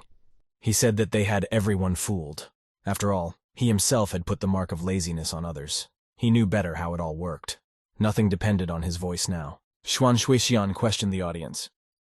Did they really think it was just a beautiful skill? He continued to demonstrate the skill. He stated that besides all of this, there are only 3 judges, and the other 2 would disagree with him. He continued to demonstrate his skill. And then Changming, the lazy history teacher, showed up. She is an honest person and will not lower Xian's grade. Mo Shan was also present. She's a transvestite, and she's 100% likely to support this guy. Shi Huang gently placed her hand on the judge's head. She told him to relax, because she wanted Xian to win from the beginning. She made a cunning decision. She planned to fake his death this way, make it an accident. It was announced that the first round of the competition was over. Congratulations to the winners began. The second round should start after the draw. The start of the round would be in 2 hours. The participants were asked to rest and prepare. Xian realized that if it was going to be a duel, 3 enemies needed to be defeated. The rest of the female competitors were looking at Xian's information. The swordswoman said that she too was given the information that Xiang was a level 4. Ziyu Mao entered the conversation and reminded her that Xian had said it was a blessing. Jinyu Rue asked, "Then what is he doing here?" The swordswoman asked, "Perhaps he really is fighting for universal equality."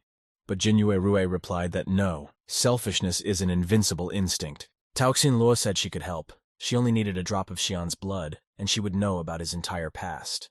Everyone began to support her and wished her luck. Taoxin Luo entered the room that Xian was in.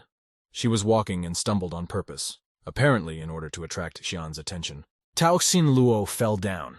This attracted Xian's attention, but Xian was puzzled by what was happening. He didn't understand why she had entered his room. Luo greeted Xian, saying that she was a vampire princess. Xian nodded his head in response. Luo assumed a seductive pose, hoping to seduce Xian. She complained to him that she hadn't drunk blood in a long time. Tears came to her eyes as she continued to complain. She said she was so hungry she couldn't even sleep. The rest of the contestants were watching Xiang and Luo outside the door. They felt that no one could resist her. After all, it was every nerd's dream. But they were wrong. Xian immediately stood up and slapped Taoxin Luo. He didn't tolerate this kind of attitude. Luo fell down. The female contestants standing outside the door were dumbfounded by this act of Xian. None of them had expected such a thing. Luo passed out from Xian's kick. Xian whispered that she would now sleep sweetly for about 12 hours. Xian laid Luo down on the couch. He sat down and told himself that he was now -1 opponent. The chances of him winning the competition had increased. The female contestants standing outside the door were still stunned. They said that Shuan was a devil. A devil in the flesh, Shuan shouted. He was calling for help. He shouted that here was a man passed out. The female participants wondered if he had a conscience. Master Yin Yang said that she thought Xian's behavior was very low. She hoped that she could stand against him in battle. At one moment, the history teacher, Chan Ming, came in. She asked what was all the noise here. She was wary because everyone was supposed to be resting. Jin Yurui and Zhu Xiao started complaining to the teacher that Xuan Shuixian was fighting. He knocked out Tao Xin Luo. They suggested that she make sure for herself. Chan Ming reprimanded Xian, saying that violence in a competition was forbidden. Xian began to argue that it wasn't his fault. He was trying to help Luo. Xian began to argue that she had fainted from hunger. They were the ones who didn't feed her, and now they're trying to blame it on him. Teacher Chan Ming apologized to Xian for not thinking before accusing him. Luo lay unconscious as before. Xian said that she should be given blood, and she would come to her senses. The teacher held Luo's hands. Chan Ming whispered to Xian that she knew that he had studied in the Phoenix Mountains. Xian was deeply surprised that she knew this. She said that the skill he used was a secret skill of the Phoenix Mountain sect. She saw his memories in that beam of light. She said that she saw a constellation there in his memories. There is still a war going on. Xian listened to her with his mouth open in surprise. Xian roughly grabbed her hand as he was greatly surprised. How on earth could a stranger know so much information about him? He asked if he knew her. What else had she seen? Who in the world was she? Chan Ming angrily shouted for Xian to let go of her hand. The female contestants were watching all of this. They were startled by Xian's actions. Xiao was frightened because he grabbed the teacher's hand. Teacher Chan Ming offered to show Xian the prize for winning the competition if he wanted. Xian looked at her in surprise. From the moment he came here, he had some kind of dark energy on his hands. He couldn't understand why it was so. He is not afraid of the other contestants, but he is intimidated by the judge, namely Teacher Chan Ming. She knows too much about him. Xian thought that if he followed her, he might be trapped, but if he didn't, he might miss something important. Xian realized that he seemed to have a plan. He followed Chan Ming to the nurse's station to follow up and find out some useful information. Min wondered, really, he didn't want to follow her? No wonder, since he was being hunted by demons. He had to be careful. Min saw Xian standing outside the door. He greeted her with a smile on his face. He was happy to meet her. Min stood there with a smile on her face. She was glad that Xian had come. She asked if he had decided to give himself up to the mercy of his enemies. Qi Lian asked why Xian was looking at other girls from her phone. He had previously decided to put the phone on the clone, and then call himself from Qi Lian's phone. Qi Lian saw that it was the lazy history teacher, Chan Ming. She wondered, did Xian really like this kind of woman? Behind the doors was the prize for the champion of this competition. It's been 1,000 years, maybe he's forgotten. Xian and Qi Lian stared at the phone with special surprise. He couldn't believe his eyes. What he saw made his eyes widen. Xian was even more surprised. This was unbelievable. He couldn't believe it. The picture depicted something mesmerizing. He realized that the picture showed his warship. He couldn't believe it. He wondered, how could this have happened? Xian wondered, where on earth did a warship come from? Chan Ming turned to Han Shuang, saying that she had brought a newcomer. He's a survivor from the war. A voice from the battleship asked to come over. Xian wondered, was there really someone inside? He couldn't make up his mind to approach. Chan Ming asked Han Shuang if they should tell their plan to Xian. He asked Xian to come even closer. Xian was wary. Xian asked Shuang in an uncertain voice to say something. His eyes were filled with fear. He was afraid to continue speaking. Xian stood close to the source of Shuang's voice. In an instant, Xian's body was pierced through by a blade. Blood began to gush out of him. The recording from the phone turned. Qi Lian and Xian were indignant at what they saw. Initially, they didn't realize what had happened, but after a few seconds, they realized what had happened. Xian's clone had been killed. Qi Lian was alert and scared. Xuan Shuixian thought that if they were able to destroy his clone with a single strike, then they were clearly not weaklings. Xian immediately rushed out. Qi Lian shouted after him, "Where's he going?" The competition was about to start. Xian replied that he had to go to the toilet. Xian pondered for a moment and realized that he could take off by using air element cloud crossing. He would need 1,000 mana per second to maintain this spell. Xian was determined. He made a decision that he had to find out the secret of everything going on around him. He must find out how this world was related to the world he came here from. Xian flew up into the sky with the help of the air element. In just a matter of seconds, he had used up half of the total amount of mana he had been collecting for much longer. He was a little embarrassed by this. Shuan realized that he was already in the atmosphere. He had to conserve his remaining strength, or he would have no way to get back. From here, Shuan could see the full picture. He could see what this world looked like from above. His hair stood on end. The picture was magnificent. Shuan saw something mesmerizing in the moment. He was very much surprised. He saw a battleship. The children looked at the earth from the battleship. They marveled at the beauty. Many were convinced that the earth was round after all. The children were told that from now on they are part of the crew of the warship. They must train diligently. One of the students approached the coach. He said he had a question for him. The coach said he was listening carefully. The disciple said that every person is linked to a certain element from birth. But they train all 9 elements, so aren't they wasting their strength? Coach agreed. Everyone should do what they were best at. No one had ever mastered all 9 elements. It's all in the name of history. One of the students was very much surprised. These shocked him. He stood motionless. They've gone from farming to interstellar travel. But there are many civilizations in the universe that are stronger than they are. Wars between such civilizations destroy entire star systems. They don't know if they can survive or not. If they are ever captured or destroyed, the disciples can become a trace of their civilization's existence. Shuan realized what it meant that this was his home planet, his vast homeland. She was still in the atmosphere and watching. Shuan was surprised and wary, as he realized that he had not been transported to another world, but to another time. He continued to ponder. At one point, he hit his head on something incomprehensible. The impact was hard, and he held his head. He turned around and wondered what he had hit.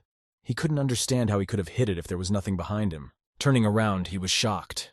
Standing behind him was an adorable girl with lilac hair. She was looking at him and holding her hair. Shuan realized that he remembered this girl. She was terribly familiar to him. The girl looked at him and remained silent. She was Shuan's opponent in that last battle. Shuan was nervous that very minute. He didn't understand where she had come from. Shuan was angry. He had sacrificed himself to kill this girl in the last battle.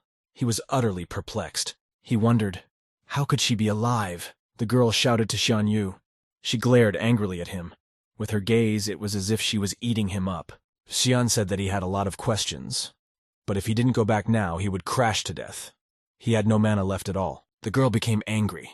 She thought that Shuan had come for a reason. She thought that she craved a battle with her. She beckoned Shuan over to her, but Shuan didn't waste precious time on her, especially since he had mana. He decided to head back. Shuan fell from a great height. He was lying unconscious. Blood slowly dripped down from his mouth. The force of the impact was enormous. Chan Ming nervously asked Han Shuang what had she done. The corpse of Xuan Shuixian's doppelganger was lying at her feet. Han Shuang said that there was no soul in it. It was only a clone of Xian. Chan Ming asked in surprise, what are we talking about? But then she realized that she had scared Xian too much with her stories. She had given him everything she knew. That's why he doesn't trust her. But Han Shuang said that if Xian even trusted them, it was far from certain that he would agree to help them. Chan Ming said that then they would have to proceed with the plan. Han Shuang will get into the palace with the champion, and then Chan Ming will bring the warriors there. Han Shuang replied that it was better to do so because there was a traitor among them. Ming asked if Shuang suspected her of being a traitor. Han Shuang said that she might suspect her as well. She asked her to come closer. She would look into her soul. Chan Ming agreed to her request. Chan Ming nervously asked if Han Shuang had seen enough. Shuang replied that the demons had not yet taken over her soul, but she might have betrayed it herself. Chan Ming was angry and said that Han Shuang already didn't trust anyone. There was no point in checking someone's trustworthiness. Han Shuang was upset. She replied that the one she trusted had disappeared 1,000 years ago and never appeared in her life again. Xuan Shui and Tao Xin would fight in the first round. Luo was ordered to start, but there were no participants in the round. Someone shouted for everyone to look up. There was an unusual picture in the sky. Xuan Shuixian had fallen from the sky. He appeared at the competition. Tao Xin Luo is still asleep, so the technical victory is awarded to Xuan Shuixiang. Xiang is congratulated for winning the round. Xian, lying on the ground, realized that everything happening here was directly related to Chan Ming. He should take another look at his ship. The referee was nervous. He was angry because Xuan Shuixian had won. He didn't understand who had given him such an opponent. Mo Shan admitted that she had done it. The judge asked Mo Shan if she wanted to say that it was just a coincidence that she let Xiang win. Mo Shan asked him not to get angry. She asked the judge, did he think that Xian was unworthy of winning because he had a low level of laziness? The judge calmed down and agreed with Mo Shan's words.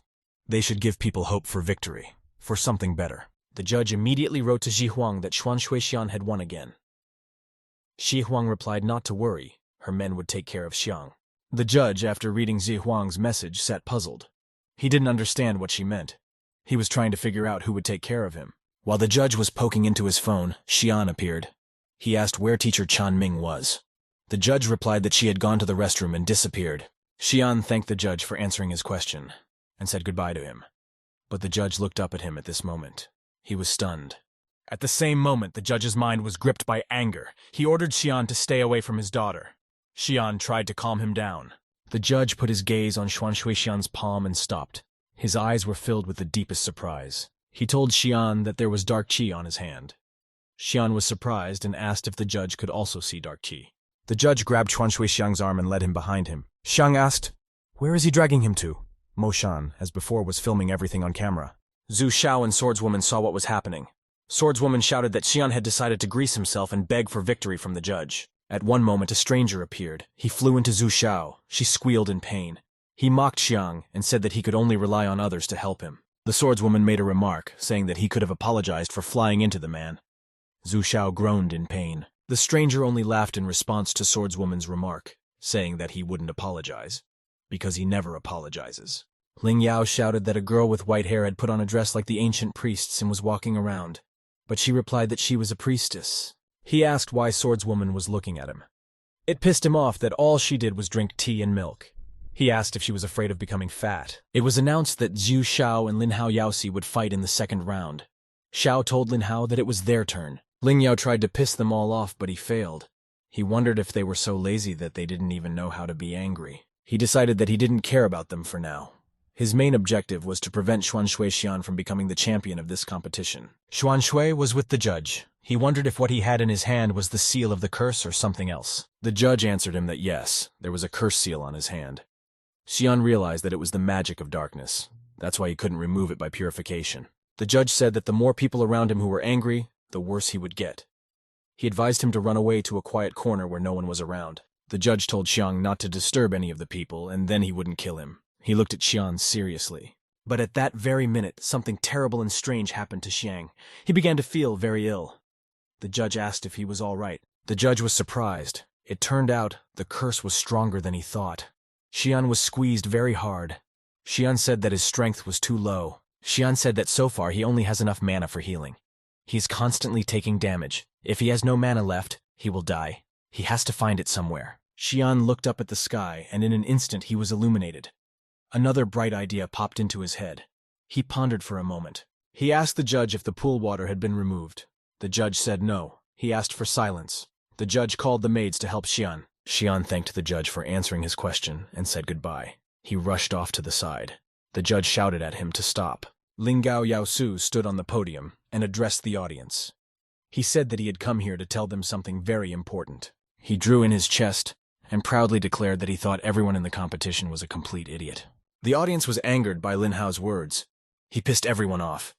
Even such a weakling had his own fans. Lin Hao asked Xiao, did she really think her worms would do anything to him? He said he didn't care about them. Xiao asked her not to touch the worms.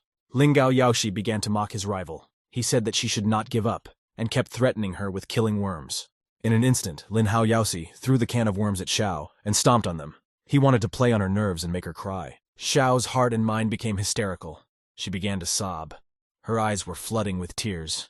She begged Ling Yao to stop and not do this. She fell on her knees and begged Lin Hao to stop doing this. But Lin Hao didn't care about her emotions. He said that tears weren't enough. He needed more. Lin Hao threw Xiao with his foot. The impact threw her aside. He told her to cry even more. He missed her tears. Xiao flew aside and hit her back. She was in great pain. Ling Yao Yaosu's cruelty had no limit. Just then, Xian appeared. Ling Yao asked him, what was it that happened to him? Xian replied that Xiao was the first one to get caught up in his leg, so he threw her off. His name is Lin Hao Yaoxi. He is 20 years old. He is known by everyone in the Phoenix Mountains. He possessed yellow eyes and reddish-colored hair. Lin Hao Yaoxi was defacing the wall with his drawings. A child passing by asked why he was doing this. Yaoxi ignored him. Lin Hao thought that everyone in the world was an idiot and no one understood him. Lin Hao nervously asked, why do people need astronauts at all? Lin Yao didn't understand. Where could aliens come from in this world if there was magic here? It would have been better to spend money on him. One day Lin Hao came home and everything changed. Lin Hao was angry. He asked his wife if the food was ready. At one point in Lin Hao's life, it was revealed that the girl he lived with and shared a roof over his head turned out to be a guy. Lin Hao's wife replied that his food would be ready very soon. She said that it was hot today, so she was lightly dressed. Lin Hao was furious and started shouting at his alleged wife because he had been deceiving Lin Hao all this time. But the boy said he never said he was a girl. Lin Hao threatened that he and his friends would bury the boy. Lin Hao ran away angrily. The boy shouted at him to keep his eyes on the road. Lin Hao's story began the same way most Papadon began. Lin Hao yelled for a friend to slow down, but he didn't have time to react. It was an accident. Lin Yao lost consciousness as the impact was very strong. It was as if he had been stabbed with a katana. When he woke up, she was in front of him with pink hair. She called him a glorious hero of the past. It turned out to be Taoxin Luo. She said that from today, Lin Hao would be her slave. But Lin Yao was not a simple man. He refused to obey her and insulted her. Taoxin Luo was upset. She didn't understand how Lin Hao could refuse her. Lin Yao left and said that no one dared to give him orders. But Taoxin, hoping to stop him, shouted after him that if he left here, he would be of no use to anyone here. She was right. After 3 days, Lin Hao was already starving to death. He was lying in a strange place. When Lin Hao was about to die, he received a message. He was promised that he could receive the power to absorb other people's anger. Lin Yao told himself that he would show everyone what he was capable of. His assignment was to gather the evil energy and destroy Shuan. Shuan was covered in blood and holding a crying Shao in his arms. Shuan realized that the more angry people got, the more power Ling Gao had. Shuan held the powerless Shao as before. He said that he needed mana for treatment. Shao didn't understand what he was talking about. Ling Gao told Shao to attack him, calling her a little girl. Xian thought about how he could replenish his mana. Xian walked over to the pool and began to sip water from it. Ling Yao was surprised at this marvelous act of Xian. There was no limit to his surprise. Ling Yao asked, "What on earth is this idiot doing?" Zhu Shao was as surprised as Ling Yao. Xian continued to drink water from the pool. In the first round, Zhu Shao released her poisonous shucks into the water. It became that Xian could turn poison into mana with her purification. Ling Yao asked Xian with surprise and shouting, "Is it normal for him to drink dirty water?" Zhu Shao hysterically asked Xian to stop doing that. Zhu Shao came to Xiang in tears and said that the water was poisoned. He will die, he should urgently stop drinking it. Xian remembered that Zhu Shao was a poison master. She was practically related to the bugs, so her tears would also be suitable for replenishing mana reserves. Xian touched Zhu Shao's face with his palm. They caught eye contact. Shao was surprised and immediately stopped crying. Xian said that he felt very sorry for Zhu Shao because she had been alone since she was a child. He felt very sorry for her and tried to warm her with his warmth. Zhu Shao said that it was nothing. She was already used to it and was not afraid. It was as if she had found harmony and calmness. Zhu Shao said that she also had her audience, so she did not complain about her life and was not afraid of anything. She was calm. She told Xian not to be afraid for her, as she wouldn't be scared and lonely even without him. She smiled strangely. Xian told Zhu Shao that someone would come into her life who would not be afraid of her poison. He would have knowledge of all the elements. Another 100 points were added to Xiang's mana reserve. Xiang was surprised at what was happening. He realized that Xiao's tears were really helping. He said that this person would wipe her tears. Zhu Shao at the same moment was majorly surprised. Xian was showing her so much affection. It's worth it just to see how gently Xian wipes her eyes. They sit together and enjoy the moment. The mana reserve was increasing. The onlookers wondered what was the reason why they were even getting angry in the first place. Someone shouted out that it was because of the fool with horns, namely Ling Yao. Qi Lian, seeing what was happening, became jealous of Xian and Shao. Guangxia began to calm her down, saying that he had his reasons for doing so. Ling Yao was very angry. He called Xian a pervert after seeing Xian drink Zhuo Shao's tears. Xian asked Ling Yao to lean towards him in a calm tone, saying that he wanted to whisper something in his ear. Ling Yao drifted over to Xian. Xian said that it was time for Ling Yao to sleep. Ling Yao didn't have time to realize what he said that to. Xian took a swing at him. Chanming intervened. She took Xian's hand and said that it was forbidden to use violence against opponents. It was announced that Lin Hao had won the second round. Lin Hao asked Chanming if she knew Xiang. Zhu Shao decided to thank Xian for his help. But in an instant, he abruptly and without a trace disappeared. It happened right in front of her eyes. Chanming said as she completely separated the three of them from the outside world. They needed to discuss something urgently. Time was very short. Xian asked, "Is this really space magic?" This was the first time he had seen it. Ling Yao asked Xian if he realized who he had almost attacked. Xian said that he didn't do anything. An angry Ling Gao Yaosi called Xian names. He was very angry with him. Chanming angrily told Ling Yao that he was also from the past and had fought in space. How could he not know him? Ling Yao said that Shuan was too low-ranked to know about him. Shuan wondered if Ling Yao was also from the past. Lin Hao captained their ship, who sacrificed his life to repel the alien attack. He called himself Chao Lan. Shuan looked at Ling Yao in bewilderment and called him an idiot. He didn't understand what kind of nonsense Ling Yao was talking about and how he could believe it. Chan Ming asked, "How dare Shuan talk to his superiors like that?" Shuan wondered, "Is Ling Yao pretending to be him?" Shuan realized that he could use this to his advantage, and Chan Ming would start to trust him. Shuan said that he was glad to meet Captain Cao Lan. Chan Ming said that it was now okay to take Shuan with her to the battle for the palace. Ling Yao agreed with her. They call it the Palace of the Gods. But it's actually a demon's lair.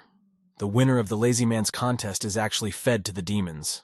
Chan Ming told me that after the war, the demons placed markings on the bodies of all living beings and made everyone lazy. The lazier a creature is, the higher its level. The higher the level, the more rewards. Xie Huang handed the golden cup to the judge and praised the work. This was the reward for this month. The judge thanked her and said that they would be lazy with all their might. An indeterminate amount of time has passed. Treatises on magic from previous generations have been forgotten, and society has become a collection of lazy people. But needless to say, there were those who pretended to be lazy but were actually training and preparing to stage a coup. Xian said that he had heard that Captain Cao Lan was so strong that he could kill all the demons in the area with one finger. Xian enthusiastically inquired if he would be issued a weapon, some kind of artifact or something. His gaze was surprised. Chan Min said she did. She had shown him the ship after all.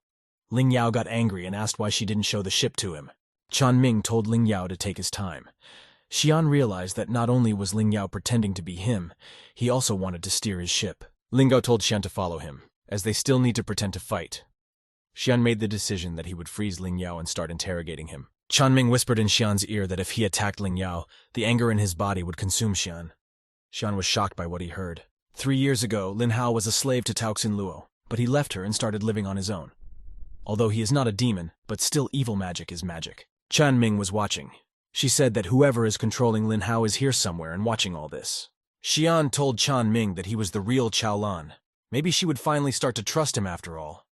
He was completely calm. Chan Ming worriedly replied to Xian that he had sent a clone to meet her, so he didn't trust her very much either. Xuan Shui Xian tried to excuse himself, but he failed to do so. Chan Ming chuckled. She said that trust should be mutual. Chan Ming was nervous. She told Xian that she needed to immediately find the person who cursed him. Xian urgently needed to be rescued. Chan Ming promised Xian that after all this, they would show what the warriors of the past were really capable of. Xian concluded that from everything he had learned, he could tell that after the war that was 1,000 years ago, he had blown himself up along with his enemies. But after that, she resurrected. She took over the planet and put demons in charge. They started breeding lazy people to feed themselves. Xian, on the other hand, had taken over the body of a weakling who would be eaten by demons. Xian sat there thinking about all this. He remembered his teacher. She was a very wise woman and taught him a lot during those years of war. He also reminisced about his coach, who was equally wise. He remembered his teammates. For all the time they had been together, it was as if they had bonded. Xian thought deeply about all this and became very sad. He wondered if all these people were even alive, or had their souls long since been taken away by death. In an instant, Xiu Xiao appeared in front of Xiang and distracted him from the process. She held a glass with an unknown liquid to his face. Xian was surprised by such an act. It turned out that they were her tears. She told him to take them for himself because he liked them so much. Zhu Xiao said that she was given the glass by the maid. Xian said that it was now clear where it got so many poisonous substances in it. Xian was grateful to Xiao. As a thank you, he stroked her head and said thank you. Zhuo Xiao was very pleased, and she was embarrassed. Xian said with a smile on his face that if Zhu Xiao needed help, she could safely go to him. He would not leave her in trouble. Zhu Xiao started to cry. She said that maybe she really needed Xian's help. She started wiping the tears from her eyes. Xian's eyes immediately widened. He was scared because he didn't know what happened at Zhu Xiao's place. He continued to stroke her head. Zhu Xiao stopped crying and asked if Xian would help her take revenge on the scoundrels who had caused her so much grief. She said it was an order from the head of her sect. It's 1,000 years old. They are the strongest poison masters. Xian was frightened by these words. Zhu Xiao said that her sect had unfortunately been destroyed by demons. She struggled to speak about it. There was pain in her heart. But then she said that luckily she had all of their memories. It might help the revenge of the demons. Zhu Xiao told Xian that she, like him, had managed to preserve her clan's culture. Shuan was pensive at this moment. Shuan clenched his fist tightly. He had promised Zhu Xiao that he would give them back their world. He was prepared for any outcome of events. Zhu Xiao took Shuan's hands and told him that he could trust her. She was willing to facilitate and help him in everything. She said she would give him all her tears. She said it with a smile on her face. It was as if a spark had flashed between them. But at one moment, Qilian appeared in front of them. She was very jealous of Shuan. She asked, "So he was running after Chan Ming and now he switched to Zhu Xiao?" Zhuo Xiao jealously asked, "Will you stop picking up all the girls in a row?" She was annoyed by Xian's behavior because she had feelings for him. With a frightened face, Shuan tried to convince Qilian that she had misunderstood. Zhuo Xiao just waved at Qilian with a smile on her face. Qilian walked up to Shuan and coldly looked into his eyes. She said that she was waiting for an explanation. Shuan couldn't utter a word. Qilian had learned that Shuan had been cursed by someone and wanted to kill him with evil energy, but she believed it with difficulty. Now they must find the one who cursed him. Qilian said that Shuan could just kill Ling Yao. Shuan said it's not that simple. If he kills Ling Yao, he will be consumed by his anger. Zhu Xiao remembered about Taoxin Luo. She said that Luo could find out everything about a person's past, just by tasting their blood. Qilian was delighted with the idea. She asked, "Where is Taoxin Luo now?" Shuan replied that she was sleeping in the nurse's station. Qilian asked, "Why did he do that?" Shuan replied that if it wasn't for the seal, he would have knocked out all the opponents and become the champion. Qilian said that she and Xiang would go to Taoxin Luo's place for now, and she told Xiao to see what was going on with the competition. Xiao agreed to do so. Qilian asked Xian what happened to him. He was handsome, wasn't he? He replied that he was just saving energy. Xian and Yan entered Luo's room. Qilian immediately begged Luo to forgive Xian for his rash act. Qilian began to prove that Xian was so ashamed of it that he even flattened himself. Xian reinforced by saying that he was weak and infirm. Taoxin Luo was even surprised, for the proud Qilian had come to apologize to her. She thought it was an unprecedented miracle. Taoxin Luo said that she would still like to hear Xuan Shui Xian's explanation. After all, he was the one who hit her. Taoxin Luo was calm. She asked Xian why did he choose to knock her out the first time they met, since she hadn't done anything wrong. Xian couldn't find the right words. He was stuttering. In his mind, he realized that he needed to think of something logical before answering her. Xian apologized to her at one point and said that he just thought that Taoxin Luo wanted to take it off. It was embarrassing for him. Taoxin Luo stood there with a petrified face and didn't understand what he was talking about. Qilian got angry and asked how could he say such a thing. Taoxin Luo turned towards Qilian and asked what was she talking about. Qilian angrily said that Xian could have been a little more cultured. Xian stared at one point. He was frustrated. He didn't understand how he could be more cultured in this situation. He tried to find the right words. He said he was dedicated to his service and could not think of women. Great things await him. Taoxin got angry and threw an unidentifiable object at him. Xian managed to react in time to catch it. Qilian praised him for his agility. Taoxin Luo was very angry. She asked him how he could think that someone as boorish as him needed him at all. She confessed that she needed his blood. Qilian looked around and found a box that already had a lot of blood in it. She was very surprised by what she saw. She asked Taoxin Lao if she had so much blood for vampires. Why did she need Xuan Shui Xian's blood? Taoxin Lao was frightened by this question. It was as if she was speechless. She didn't know how to find the right words. She needed blood for a reason. Taoxin Luo realized that her intentions had been figured out. She told Qilian that they could have a straight talk. Her family is the oldest lineage of vampires on the mainland, and they can summon warrior spirits of the past into service. Ever since the demons took over and cursed them with the mark of laziness, they started to lose their powers. Now all they can do is summon some idiots. And she also said that they could find out all the information about anyone's life just by drinking their blood. And the blood of a strong warrior not only has the ability to transfer all of his memories to her, but it will make her stronger. The heroine also said that if you drink the blood of some pervert, you will only have dirty thoughts in your head. They of the vampires said that for them blood is a drink that energizes them. It's like a drug. As time went on, the vampires degraded as well. Vampires asked Luo how they could become like her. The secret was not to limit oneself and one's desires. Taoxin said that she is a vampire princess and must save her kind, and to do so, she needs the blood of a strong man. She said that Ling Yao is a servant she conscripted 3 years ago. He looks good, but is really just a goon. Xian was convinced by the teacher's words. Luo is not to blame. Xian asked Luo, since she said she could see the memories of others, would he be able to see them too if he drank the blood? Taoxin was startled by his intentions and told him not to approach. Xian realized that judging from her reaction, he could do it. He offered Luo a deal. He'd let her drink his blood, and in exchange, she'd let him drink hers. Qi Lian asked, "What is Xian up to?" Luo asked, "Did Xian really think that his blood could match the blood of a pure-blood vampire?" Taoxin told him that although he is handsome, he is still a lazy person. His blood isn't that valuable anymore. Xian offered Luo a taste of the dragon blood soup. The soup was in a shiny plate. It looked beautiful. Taoxin was pleasantly surprised. Xian said that his blood was weaker than that of the ancient warriors, but he tried his best to make it tastier. Luo, in response to Xian's request to taste his dish, said that since he was so insistent, she would try it. She took the sticks and brought a piece to her mouth. At the same moment, something strange began to happen to her. She literally ascended. After she tasted the dish, it hit her. Xian's memories flowed into her head. She looked up at the sky. Taoxin began to see his memories. In them, he was sitting quietly at a table. His back was turned. He was doing his math homework. Luo had absolutely no idea what it said. Xian got a notification on his phone. On the wallpaper of the phone was a picture of two pretty girls standing side by side. One of them had a cat on her head. It turned out that he had been texted by a friend who asked him if he had written his homework. Xian replied that he had some left. Luo was surprised that Xian had ever studied. Xian stood up from the table as he was exhausted. He was tired of doing his homework. He was not interested in it at all. He told his father that he was going out with his friends. He put on his shoes and started to go out. His father shouted at him not to be late. Stepping outside, Xian was surprised to see that everyone around him was flying swords. This sight was very strange. Everything around was bright and colorful. There was a very pleasant aroma on the street. A man working in a street food establishment was frying eggs. This was the world 1,000 years ago. Cao Lan had already arrived at the night market where his friends were waiting for him. They finally waited for him, saying that they had bought him some legs. His friends' names were Mo Chen and Pi Zai Yang. Mo Chen, although he looked like a girl, was a guy. Zai was also the same, only the other way around. Cao Lan asked his friends if they had applied.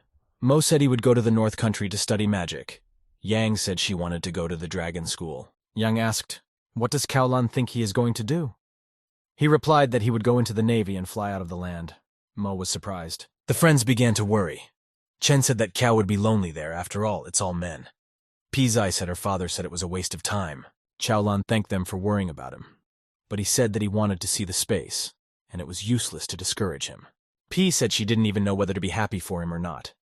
Mo said to come over for dinner after the army. They said to hope that he would do well. Taoxin, looking at all these memories, was in complete shock and bewilderment. She was surprised that it was possible to learn from people before. She wondered, since people used to be able to learn, did that mean everyone could be strong? Xian approached her and asked her which world she liked better, the world of the present time or the past time.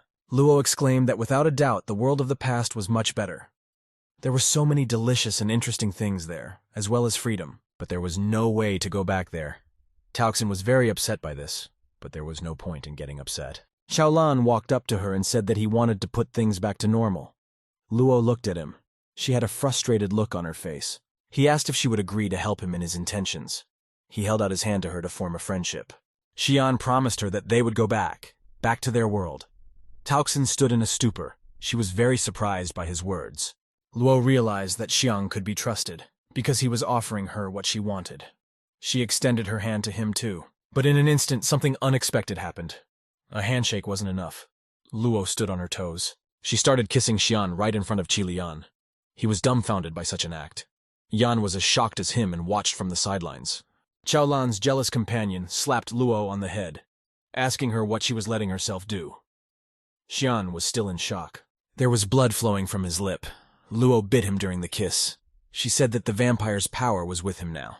She offered him to restore the world to its former glory.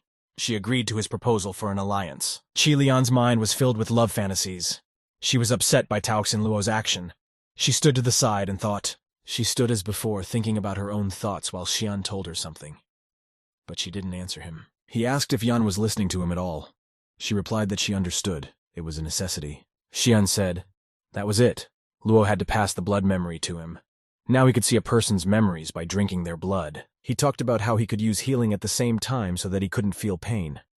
Qi Lian listened to him and nodded her head. He walked over to her and touched her face. She was surprised by Cao Lan's action as she had not expected it. Xian said he wanted to test his skills. He turned Qi Lian to face him and started kissing his lips. Yan began to scream. She didn't understand what was happening. Her feelings were incomprehensible. She felt something strange. Cao stopped kissing her. He asked her how the kiss felt and how she felt. Yan looked at him with an excited look. She said her head felt like it was in a fog, and at the same time, she felt very good. After all, she was being kissed by the person she loved. Shuan rejoiced. She said he bit her lip, but it would heal soon. Yan was surprised. She asked if he was serious. He said that now, he needed to kiss all the suspects, and he could find out who had put the curses on him. He turned to Yan, asking that if biting others is uncultured, kissing is our choice, right? She was stunned. The competition was about to start. Zhu Xiao took out her phone and decided that she should videotape the competition. A stranger sat next to her. He asked her who was fighting against whom in this round. She replied that it was Jingyu Ruwei against Qinruei Ji. Qinruei Ji was summoned to compete, but he didn't respond. It turned out that the stranger sitting beside Xiao was Qinruei. He was in shock. It was announced that Qinruei Ji was out of place, so he was technically defeated. Jingyu Ruwei was the winner. Preparations for the fourth round were underway. Qinruei said that he had completely forgotten that he had to go out. He offered the chips to Xiao. She thanked him. Zhu Xiao, looking at Qinruei, thought that it was unlikely that he was the one who put the curse on Xian. Qin turned to her at this moment. He asked her who was the man who drank her tears. He was very curious to know, as if the man reminded him of someone. Xiao asked him, "Is he talking about Xuan Shuixiang?" She replied casually. She took her eyes off the phone.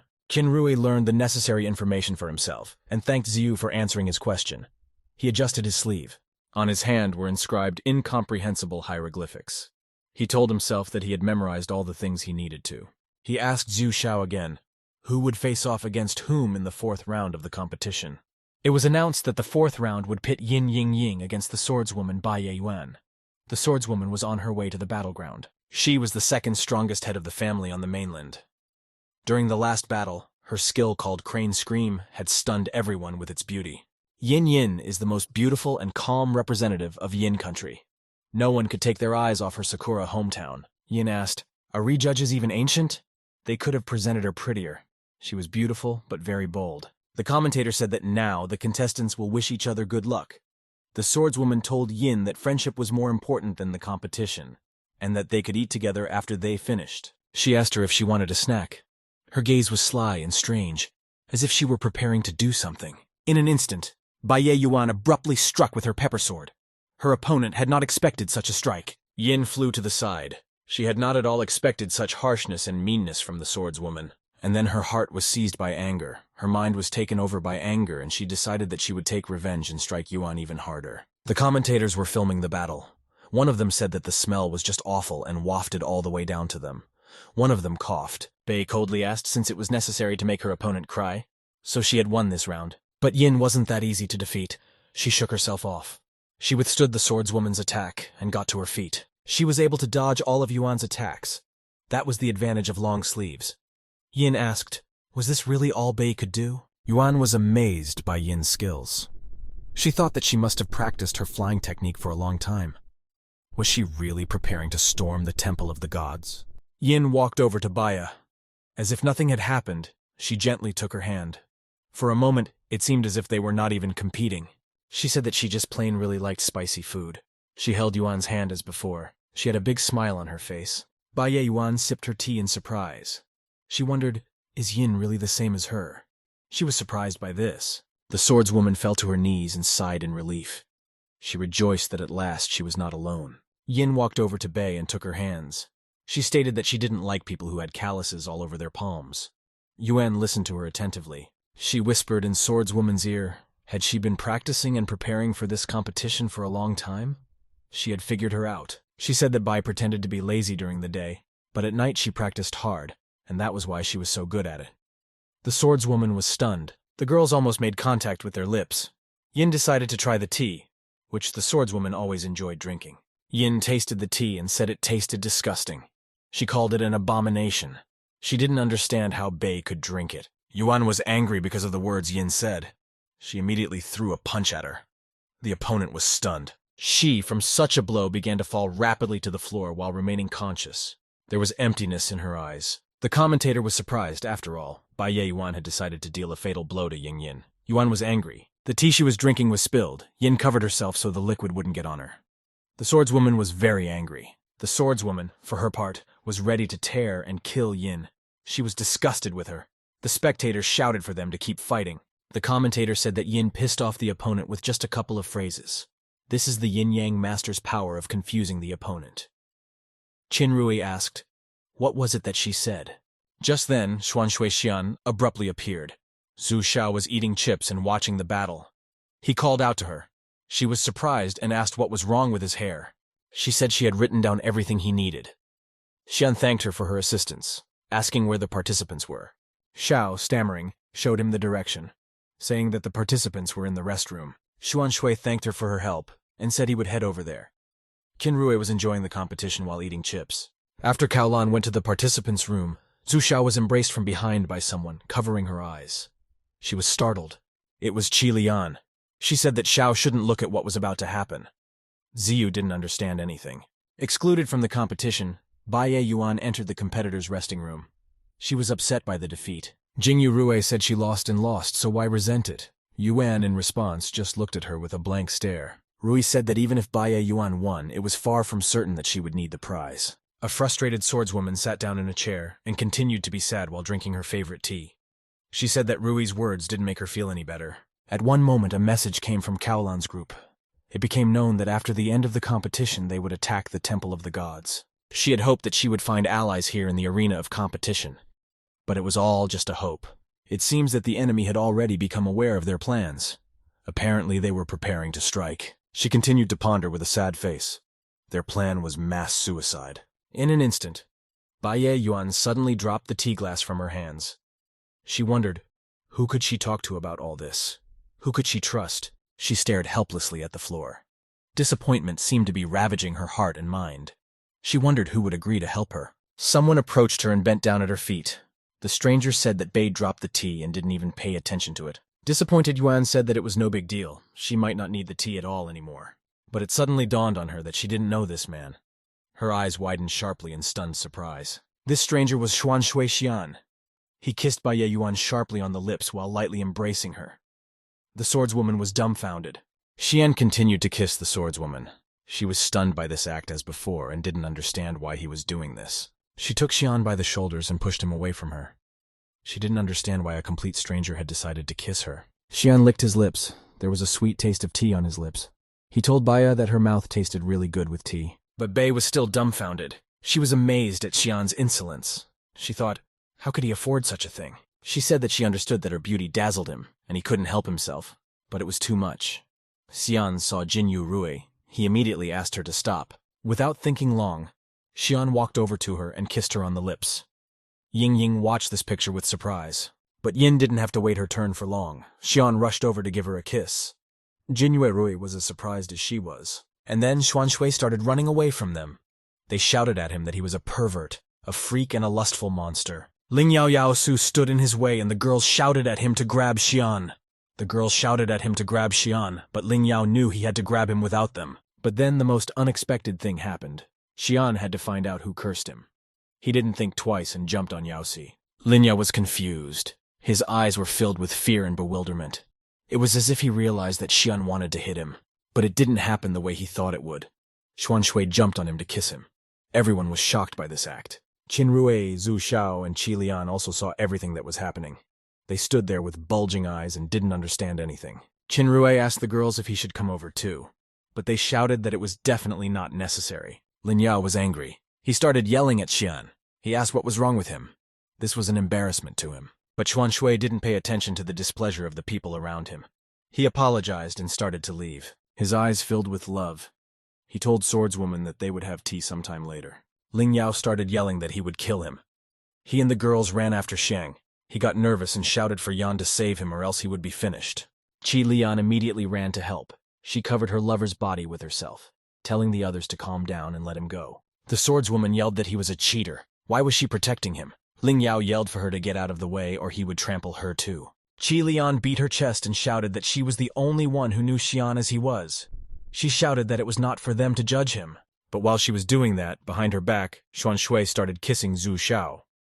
Ling Yao and the girls were pointing their fingers for Yan to pay attention. Chan Ming shouted to Xian from the podium that their favorite discipline violations were forbidden in the arena. It was time for them to eat and prepare for the finals. But he didn't hear her. He told Xiao that their anger fueled the curse. Good thing too, he charged mana from her. The crowd of befuddled participants calmed down. Ling Yao threatened that they would eat everything without leaving a crumb for Xian. Qi Lian thought, is it because of the kiss that he is so angry? So the one they were looking for is a demon spy sent to the lazy man. The girls were eating at the same pace. The demon spy sent to the sloths was the master of the 4 demons of the earth, namely Master Yin Yang, Yin Yin Yin. Yin has been busy finding people with poisonous characters, then unites them and feeds her powers with their malice. She rewarded those who brought the most hate into the world by motivating others to do the same. Those were her favorites. Xian said that the evil energy attacks those it has cursed. The only way to survive is to feed on Zhu Xiao's powers, but it won't work for long. Qi Lian said that they should force Yin to remove the mark, but Xian replied that if they attacked her, he would immediately be killed by her curse. In addition, it turned out that if the one who had marked him died, he would definitely not survive. Therefore, Yin could not be attacked. Yan asked what should they do now. Xian said that the only way would be to outsmart Yin. He mulled over his idea and said he should make her fall in love with him. Then they could outsmart her. He said that he had never courted anyone and asked Qi Lian to help him make Yin fall in love with him. She stood there in shock. Yan was a little upset. Zhu Xiao immediately began to calm her down, saying that it was a necessity. She replied that she knew it herself. Ziyu whispered in her ear to tell her, how did she fall in love with Xiang? Qi Lian was surprised by this question. But then Xuan Shui intervened in their conversation and asked how he could hook up with Yin after all. Xiao reassured Yang, telling her not to be nervous. She said that you need to be a good cook. Also, thinking about the girl is an important factor. Xian wrote down that he should first attract the target's attention with his skills, and then show her the important role she played in his life. Qi Lian said that one should believe the girl, understand her, and help her. One should always be ready to stand up for her and protect her. Xuan Shui continued to write down that one should try to look at the world through her eyes, organize a reliable mutual aid system. Suddenly she was screaming at the top of her lungs that he was a unique person and no one could replace him. Xian realized that this was already some kind of nonsense. He didn't write down these words. It was obvious that everyone in the world was unique. An angry Qi Lian said that was the end of it. Now he could go to his yin yin yin. He said he thought that was enough too. As Xuan Shui left, he thanked Yan for her help. Her advice had been very helpful to him. She remained silent in response, feeling very hurt. But then he continued by saying that he was actually thanking her for loving him the way he is now. Qi Lian immediately turned around in his direction. She was very surprised. It was as if the shattered world had come to life in her eyes. She immediately swooped down on him and hugged him tightly, pulling him against her. She asked him again, what did he say? He said it was time for them to go eat. Xian thought, and realized that the first thing to do was to break the connection between Ling Yao and Ying Yin Yin. Food was served. The judge said it was a nutrient-rich meal. One serving contains everything you need for lazy people. He asked to use incredibly valuable spoons made of dragon scales, and also to spread the food in a thin layer on his finger. He added that it was a flavor that had been enjoyed by dozens of generations of lazy people. He considered the flavor of this dish to be excellent. Ling Yao was pushing everyone to eat faster, so that there would be nothing left for Xuan Yu. Jing Yu told everyone to eat while she played on her phone. Bei said it is an honor for a lazy person to be able to enjoy such dishes. But she wondered, how is it even different from what she has at home? Daring Yin asked, isn't this bunch of worthless losers ashamed to be eating here? She covered her mouth with her sleeve. But the angry Baiye Yuan replied to her that no one had ever said that only the winners were allowed to dine here. The swordswoman decided that she should stay here as long as possible and contact someone from Kaolan's group. Yin covered her mouth as before and gazed condescendingly at Baiyu. The swordswoman did not look at her at the same time. Yin Yin could smell the food prepared by the highest level maids. She said to herself that this food had an excellent smell, but in an instant there came a shout that disturbed their peace and interrupted the din of the participants. They abruptly tipped their gaze to the side. It was Xuan Shui Xian. She said stop eating the nasty stuff they were served. He put his soul in and prepared a meal for them. He, Xiao, and Yan sat at the table. Everyone was thrown into shock. The swordswoman asked, did he cook without spices at all? Ling Yao was surprised that Xian could cook at all. Qi Lian's father asked her, what was she still doing near that slack? He was angered by what he saw. Xian calmly stirred another dish. Yan's father shouted at him to put away this worm food, but Xuan Shui didn't pay attention to his words. The judge was annoyed and asked if he was listening to him at all. Enraged, Qi Lian's father started running at Xiang. He was ready to destroy him for not paying attention to his words. The judge was already very close to his target. He was already almost flying into him. Xian had nothing left to die for. But then, Xian took the fried fish he had prepared with his own chopsticks and stuffed it into Father Yan's mouth. The judge was surprised by this action of Xiang. The fish was in his mouth and he couldn't even do anything. Xuan Shui told him to be careful because the fish was still hot. The judge slightly burned his tongue with the fish and coughed. Qi Lian was frightened and ran up to her father. She said that if the fish was too hot, it was better to spit it out. But he paid no attention to her words. The fish that Shuan cooked turned out to be incredibly delicious. Father Yan chewed the fish and swallowed it. He got an indescribable pleasure from it. Yan remained silent as she was shocked. Ling Yao was frightened by Xiang's behavior. He asked him what he was doing and warned him not to do any tricks. Xian served the fried shrimp on the table. Ying opened her eyes wide with surprise. This behavior of Xian was strange. Yin said that in the past, the people of Yin country loved fried shrimp. She really wanted to eat them as soon as possible. She was transported to memories of the past. The monster wanted to destroy her and her country. It was killing the population mercilessly. People were protecting her. They shouted for her to run away. They fought to the last drop of blood for their mistress. Yin followed their advice and ran away to escape the monster. Later, the country was overrun by demons. She saw an establishment that made fried shrimp. It had been open for over 100 years. She pulled back the curtain and looked inside. They were cooking very good food for ordinary people. But because the demons had taken over the country, the delicious street food for the common people had completely disappeared, and the people who made it were killed. Tears rolled down Ying's eyes. The demons were very cruel. She didn't understand. What was all this for? She asked. Did Xuan Shui really want to get her attention with food for commoners? Xian looked at her disgruntled look and said that it looked like he couldn't get away with just shrimp. He needed more than that. He said that's why. He made more dumplings, dumpling soup, rice noodles, egg dough pancakes, fried fish, tofu barbecue, and more. Everyone looked at him with eyes wide open in amazement. He said that all this was food for the common people. If it was not good for them, he would eat it himself. Ling Yao and Ying sat in silence as they were completely stunned. They were amazed at such a skill of Xian's. Everyone began to enjoy his food. Bei said that the food went well with her tea and asked for more. Jingyu asked when she would get more food. Yin asked Horny, did he swallow saliva? He replied that it seemed to her that she was sitting there drooling. Xian asked, did they really taste more like the garbage that Father Yan had slipped them? He hoped he had managed to bribe them all. Ling Yao exclaimed that Xiang wouldn't be able to bribe them with his food. He slapped the table with anger. Xuan Shui licked the spoon he used to pour food for Ling Yao. He felt an unpleasant taste on his tongue. He realized what was causing the taste. He told the horned one that she had poison on her spoon. He was amazed. Xian said that Ying's spoon was also poisoned. Everyone was frightened. Ling Yao sat with his mouth open. Turns out it wasn't just their spoons that were poisoned. It turned out that all the spoons were poisoned. Xian said that since all the spoons were poisoned, it turns out someone had tried to kill them all. He didn't understand who could have done it. He realized that whoever had planned to kill them all would blame it all on the Qilian family afterwards. Angry and horny, Ling Yao slapped the table with anger. He said that he didn't care about what Xian was pouring in. He got up from the table and said he would send him to the restroom. There was nothing but displeasure on his face. Horny kicked the door with his foot and it opened.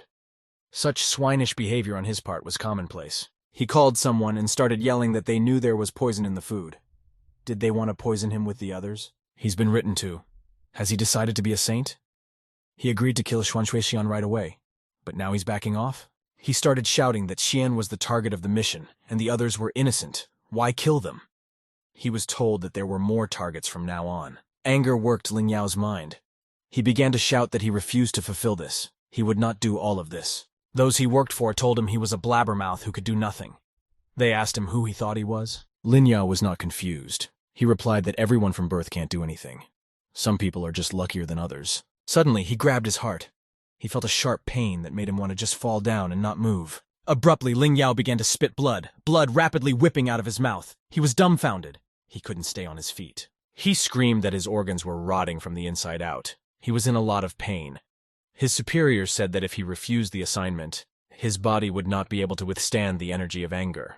The blood continued to gush. It even flowed out of his eyes. The pain was unbearable. The horned man wondered if Xian had gone through the same thing. But then his eyes began to darken. He didn't realize what was happening to him. He thought it was the end of him. Would this be the end of his short life? His mind traveled back in time. A wave of memories came flooding back. In them, Lin Yao was beaten by two peers who wanted to kill him. They stopped as one of them said that it was already time for their exams. They left Ling Yao and walked away. As usual, Chao Lan took the first place. Everyone around shouted that Chao Lan was good. Everyone admired him. But he and Lin Yao were no different. He was just less lucky than Chao Lan. Horny was angry and shouted that he was mannerly and stupid. Nothing special. He was simply lucky to be born with talent. He opened the door with his foot and said he was going home. He was too lazy to even talk to the people around him. They said he would be beaten up again tomorrow. But in truth, there were others who were not only more talented than him, but much more tenacious. He came to the soccer field. Chaolan with Mo Chen and Pizai Yang were sitting on the soccer field doing their homework. Yang told Lan that their answers didn't match. Chaolan was in agreement with her. The horned man realized that he had no chance of becoming like him. The only thing left to do was to pray and wait for luck, for a message from heaven. But at one point, he came across a video clip of a man saying he wanted to throw himself off a cliff, but found a divine sword that saved him. When the half-dead Linya was pecked by crows, he received messages from the system that he could collect anger and be rewarded for it. Why did the system need him? He just didn't want to think about it. He pushed those thoughts away. Something strange was going on in his head. He knew that if you think too much, you can find out things you don't really want to know. Shuan told Yin that it looked like Horny wasn't coming back. She wondered what he kept thinking about Horny. Did he really like him? Xuan Shui said that he was just cannon fodder to her. Qi Lian brought out a bowl of some kind of dish. Yin saw her reflection in the dish. Xian said that for the demons, Rogalik was also just a pawn. She interrogated her, for demons. She wasn't quite sure what he was talking about. Xian said that he would try to explain everything clearly to her now. He took a spoon and started stirring the liquid in the plate. He drew a heart on the liquid. He said he wanted Ying Ying to be his girlfriend. She was very surprised. She interjected, "Did he really want her to be his girlfriend?" She asked what made him like her so much. Xian realized that this was a failure after all. She started asking questions. It was time to use Yan's knowledge. He couldn't find the right words to answer. He gently took Yin's hand. There was warmth and comfort in her hands. Her hands were very gentle. Xuan Shui still held her hand the same way. He said that he was terribly pleased that she was different from everyone else. He said she pissed off everyone else, so she must have very few friends. Yin was flabbergasted. Like her, Xian was also depressed. Just like her. No one loves him. He was unbearably sad. Xuan Shui said that they were two lonely souls who met in this world. They will definitely be happy together. She pushed him away and told him to get out of here. He put his hand on her collarbone and began to hold her tightly. She tried to resist his actions. She was uncomfortable. Yin was kicking as hard as she could. She tried not to let Xian do anything to her, but he was stronger and started kissing her lips. Baiye and Jing Yu, standing behind them, asked if they were all right. Xian said they were fine and sent them out to eat. They suggested going outside. It was somehow freer there. Qi Lian agreed, but she wanted to do something before that. Angry Yun became very jealous of Xian after what she saw. She shouted at him to get off Yin. He immediately did so. Xian told Yin that now it was just the two of them. The innocents would not attack them now. Therefore, there was nothing to be afraid of. He asked her if she was sure she didn't want something to eat. Yin looked at him with disgust and anger and refused to eat. He tried to change her mind by telling her that he had specially prepared the food the way they used to cook it, but she still refused. But Xian didn't back down and still tried to persuade her to eat. But suddenly, blood began to spurt out of Yin's mouth. Xuan Shui Xian's eyes filled with fear. His heart began to pound with all its might. He didn't understand what was happening to her. Qin Rui's maid appeared in front of him. Ye Ji. She stabbed the unfortunate Ying Ying through. She said that the mission was over. She thanked Xian for distracting the others. Now she wouldn't have to deal with the public. She said that's how she would put it on the news. Xuan Shui Xian attacked Ying Ying. The two died during the fight. Ye Ji came to deal with him. Ye Si abruptly pulled out the horn from Yin's pierced body. Blood began to rush out of the wound. Blood spurted out of Yin's mouth as well. There was a lot of blood. It didn't stop flowing out of her. Yin was dead. Xian used the element of metal. He could cut through absolutely anything. Ye Ji was unable to dodge such a blow. A blooded Yin watched as Xian massacred the culprit of it all. Ye Ji was pierced through and blood began to flow out of her as well. She flew off into the wall. Her horn, which she had been punched with, also remained in the wall. Her gaze was indescribable, a look she hadn't expected. Xuan Shui abruptly walked towards her. He decided to seize the opportunity. He grabbed her neck tightly. Immediately, he started kissing her, because he still needed to find out who had put the curse on him. Ye Ji was dumbfounded. She didn't understand why he was doing this. Just minutes ago, he was trying to kill her, and now he was kissing her. Xian decided that he would need her memories.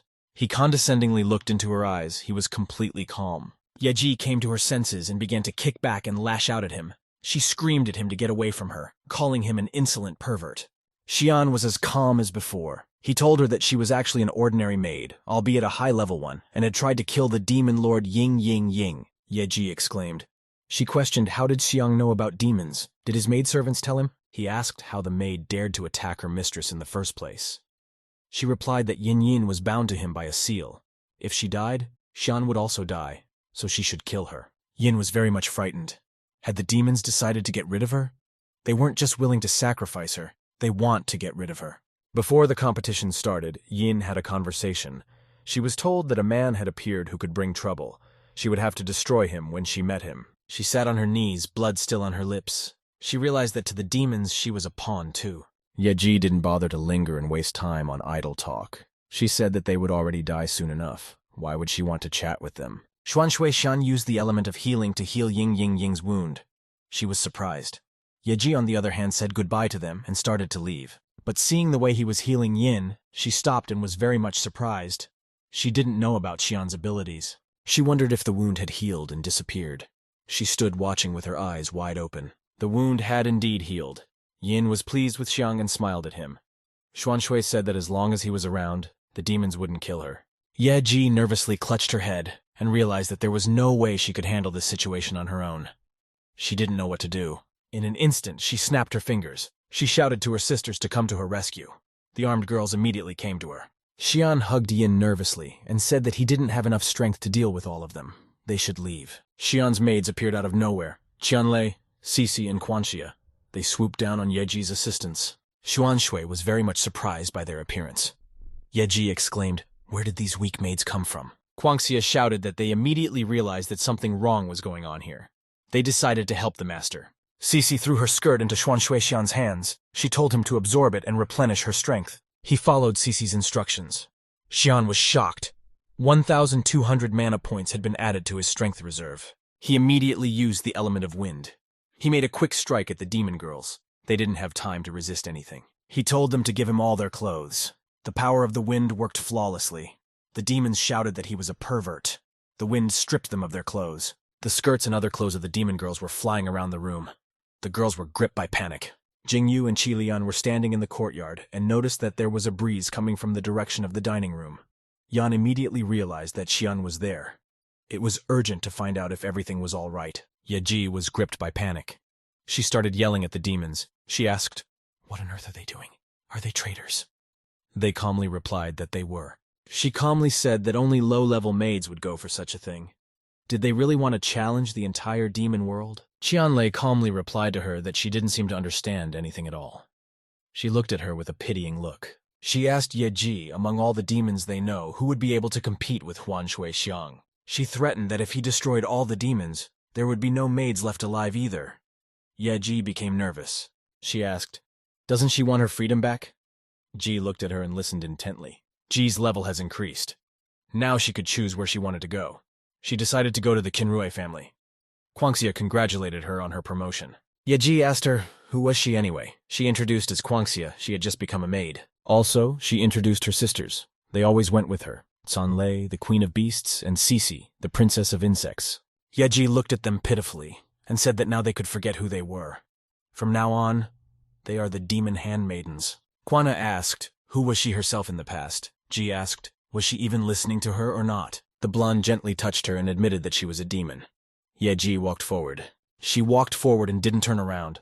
It answered her that in the past she had been a very ordinary demon. Yeji wondered, why would she even remember what was in the past? After all, it didn't mean anything anymore. The maids listened attentively to her instructions. She said it was better to work harder, raise money, and have a trouble-free old age.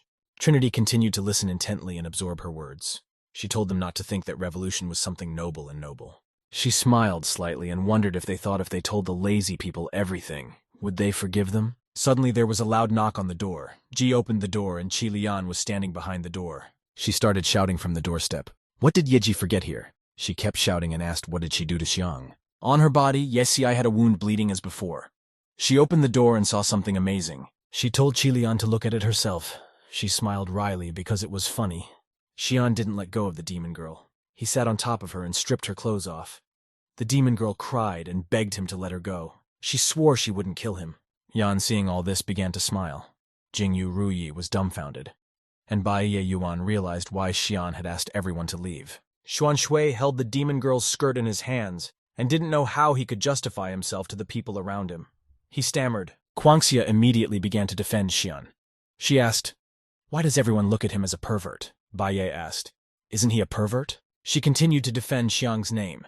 She yelled that he would have to compete in the third round of the competition in his pajamas, so he decided to try on the maid's clothes.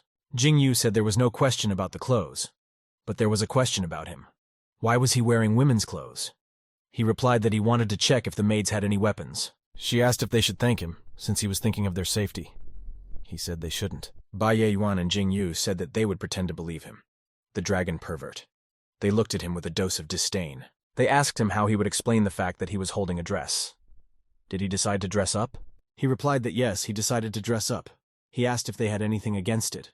He sort of managed to justify himself. But no, Bei came at him screaming. She said he was a man after all, would have shame. He replied that if you think about it, they are the ones who are shameless. He told her that she, for one, was just afraid that he would be much prettier than her in a dress. Yuan was enraged. She asked if this pervert was making fun of her. Xuan Shui said that after the competition, they would go out and show off who was the prettier of the two. Bai looked at him angrily in the eyes. Xian left, and Shi Yuan shouted in his wake that he was a headache. She wasn't going to do anything. But in an instant she was thrown into shock. Since she wondered, is Xuan Shui Xian really trying to think of something to make her stay? He kept provoking her, asking if she was afraid. Was she afraid that she would be more beautiful? She wondered if he would participate in the attack on the Temple of the Gods. The maids praised him and said that Bai Yuan was a coward. The swordswoman began to smile and told Xuan Shui Xian that it turns out he wasn't as simple as she thought. Xian hugged Ying Ying and told her to go change. She asked in surprise, what did she have to do with this? He said he could see that her clothes were not easy to take off. He would help her. She said she could manage without his help. Yuan asked, is this really how everyone is going to watch this pervert just go on a rampage? She said in her mind that Xuan Shui Xian somehow looked more like a pervert than a lifeguard. The commentator announced that the third round of the competition was about to begin. He asked everyone to gather in half an hour in the arena in their pajamas. Ying Ying tried to resist Xiang. He dragged her to the men's room. She was uncomfortable being in there. He threw her on the floor and told her not to be afraid. If they were seen, he would say she was a guy. Yin was angry. Xian asked her to unseal him. He was the target of the demons. They wouldn't be able to kill him and would try to kill Yin. Ying Ying was frightened by these words. She asked him why he had let those maids go, because they would come back for his head. He said that demons have a huge number of maids. A couple of maids wouldn't change anything. Yin asked him to keep his clothes on, and they talked normally. Xian said that they needed to concentrate on the ringleader. They had nothing to gain by trading pawns. Yin looked down at the floor frustratedly. She covered her mouth with her sleeve. She said that Master Yin Yang's seal would only disappear after death. The stripped Xian said that it looked like they were in big trouble. There was no way to solve it. He said that he would now have to guard Ying Ying Ying for the rest of his life. She was surprised by such statements. Xian changed into women's clothes. She asked if he was really proposing to her. She said he's a very confident guy. Yin said that in fact she actually has very high demands on her significant other's appearance. After all, her husband would become the first man in the Yin kingdom. Xian has reincarnated. He completely changed his image and appearance. There was an ancient wisdom that said that true beauty is not in the body, but in the human body, but in the soul. Temperament, elegance, character. His aura is simply perfect. Xian stood and flaunted his new image. Though not a woman, he is living proof that beauty is eternal. Xian enjoyed his new appearance. Beauty and elegance are the highest values in the Yin kingdom, and Yin Yin is the leader for its people. But now she could only admit her utter defeat. She had seen someone much taller than herself. Xian wondered what he should do with his hair. Yin was upset that although Xian was a guy, he was much cuter than herself. He is worthy of taking King Yin's place. Xuan Shui said that appearance depends a lot on clothes, that's all. It's not that he's cuter, it's how he's dressed. He showed Yin some new clothes and told her it was time for her to change into them. It was a charming dress with a lilac bow. She got angry and said that she wouldn't wear such a horrible thing. She didn't like the dress as much as possible. Xian said it was better than what she was wearing now. But she called him a fool, and said that it was the national dress of her kingdom, and she should at least only wear it. But Xian didn't pay attention to these words. He began to forcibly remove her clothes. Yin started to resist his actions. She said that she could manage on her own and did not need his help, but he did not stop. Yin was annoyed by Xuan Shui Xiang's behavior. She began to hate him for it. She got upset and called him a pervert. He said Yin Yin looks beautiful, and he'll absorb her old clothes. He'll hide it somewhere. Yin was upset with her new image. She said she looked like a schoolgirl instead of a queen. Xian immediately tried to calm her down, asking what was the big deal about her looking like a schoolgirl. He said that now, thanks to her new species, she would no longer have to serve demons and could enjoy her life in peace. Ying said that she became one of the demons for the sake of protecting the lives of her people and her country. Shuan expressed his admiration for Yin. He praised her and said that she was a good girl. Not everyone would do such a thing in her place. He told her that she could rely on him now. He would protect her for the rest of her life and keep her safe from harm. Yin looked at him with wide-open eyes. There was surprise and a touch of admiration in them. She couldn't find the right words. She said he has no idea what demons are capable of, and the damage they can do to his life. Yin said that she had bound Xiang to the demon system. Now the evil energy wouldn't do him any harm. She said it was all she could do to help him. It was all she could do. Her eyes were thoughtful. Yin said that anger energy is the source of demons. If Xian attacked them, he would only strengthen them. He was surprised and asked if he would really strengthen them. Xuan Shui asked if Xie Huang belonged to the demons, the one that started the competition. Yin replied that yes, she is also an earth demon. Above them are the demons of the heavens. At one point, Xian asked for Yin to hit him. He asked to do it as soon as possible. She didn't understand why he would do that. She agreed to do it, though she didn't understand why. Yin said that if it hurt, he should tell her, and she would stop. She shouted spirit word yin-yang power and gave a direct blow to Xuan Shuixiang's face, but nothing happened. Xian didn't feel her blow. On the contrary, he was added 1,666 points to his mana reserve. He thought about it and realized that it meant that all demon attacks were poison attacks, since he had an increase in mana points. Yin had said that he was immune to evil energy. Xian realized that he couldn't feel the damage, and he could turn the poison from the spell into mana with the help of the wood element and its purification. Yin said that she couldn't even do anything to Xiang. She was just a burden to him. He said she was very helpful and asked her to keep reciting the spell. She wondered if he was faking it, since the spell did nothing and did nothing to help him. Xian hugged Yin tightly, saying that he was completely serious and her spell was playing a very important role for him. He kept hugging her and said that he really liked her incredible yin-yang power. She didn't see a bit of pretense in him. Xian looked at Yin as if he wanted to kiss her. There was sincerity and warmth in her eyes. Her eyes radiated calmness. Yin said that his eyes were as beautiful as pure snow-white cherry blossoms. They smelled of beauty and harmony. The commentator announced that the competition would begin in 5 minutes. A worm was sitting on Qilian's head. Bai Yuan had warned her that it was spring and there were many insects. Yin felt sick and fainted. Xian picked her up in his arms and started to carry her. He asked Qilian for help, who didn't understand what he was wearing. She immediately got angry and started asking what they were doing there. Was Ying changing her clothes? Xian thought about how to answer her, because Yin was just yelling at him because of his actions. Her anger was increasing Xiang's mana reserves. He told Yan that they didn't do anything like that. He just took all the mana out of her. She should rest for a while. He shifted Yin onto Yan's shoulders and said he had to go to the competition now. He asked her to take care of the unfortunate girl. Yan asked if it was okay to throw her on the floor. Xuan Shui replied that you can, but you can't kill her, or else he will die too. Qilian was surprised by such statements. She asked if he had put his own life in her hands. She was surprised at such trust on his part. He replied that yes, he trusted her with his life. He decided that he would use some defense spells on Yan. She was surprised. He began to use spells. He used the metal element, specifically the steel body, the element of wood, purification, also the element of water, frost. Next, he began to use the element of earth, barrier, the element of lightning, the trembling heavens, and the element of light, the light of the diamond. He finished casting the spells and said that Yan was safe now and could not be afraid of anything. She was surprised because he had spent so much effort to protect her. She became nervous and asked, did Xian not know if he would have a chance to go back? Is this really his last gift? He began to reassure her, telling her that he actually had plenty of mana and could afford to spend some. Yan was nervous, though. She said she didn't want to save his corpse anymore. She'd had enough of the previous time he'd been on a roll. Xuan Shuixiang's eyes in an instant were filled with surprise and a fraction of admiration. He felt some new strength in his heart. He was transported to a memory where he was still Cao Lan. He felt strange because no matter how much he practiced, he had never felt like this before. Xian asked Qilian, did his life really play such an important role to her since she was so worried about him? She asked if he was a fool. What was going on in his head anyway? He replied that after he became a champion, he would go to the Temple of the Gods. Xian said that if he succeeded in destroying the demons, the world of lazy people would change completely. Power and money would find new masters. Yan listened to him with the utmost attention. He said that all the things she knew would change. Families, their wealth, their status. He looked down at the floor. His eyes were filled with sadness.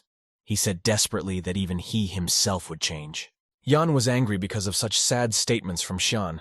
She immediately took Ying Ying's legs and knocked him on the head. She told him that she didn't care at all if he changed or not. What mattered to her was that he came back alive. Shuan was a little touched by such care and excitement on her part. He cheerfully said that he would definitely come back. Yan calmed down. A wide, sweet smile appeared on her face. She said that so be it. He could go. Shuan asked her before leaving, asking her not to swing Yin Yin Yin like that again. She was a bad weapon so far.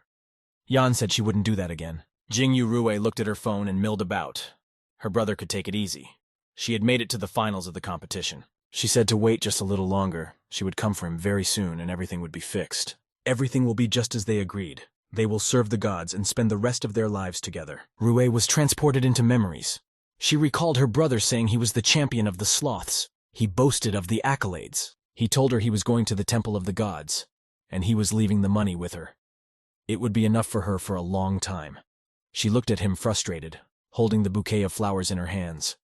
As she left, her brother said she could use the money to buy herself a cell phone, any phone she wanted. He shouted that the most important thing was to be happy. Jingyu almost started crying. Her eyes were full of wonder and you could drown in them. She wondered what would happen if her brother wasn't with her. She realized that if he wasn't around, she could never be happy. The bouquet of flowers fell freely to the floor. When Jingyu's brother Rui left for the Temple of the Gods, she hacked into her sloth system. Turns out, the system measures how much they move what they feel on a daily basis. If you fill the level bar, you could get a new level. It was just like in the game. Jingyu's level of laziness was the second level. Rui thought about it and realized that to level up one had to do nothing, remember nothing, and want nothing. The best method of accomplishing all this is just sitting on your phone. Nothing changes or stays in your head from it. Others find it difficult.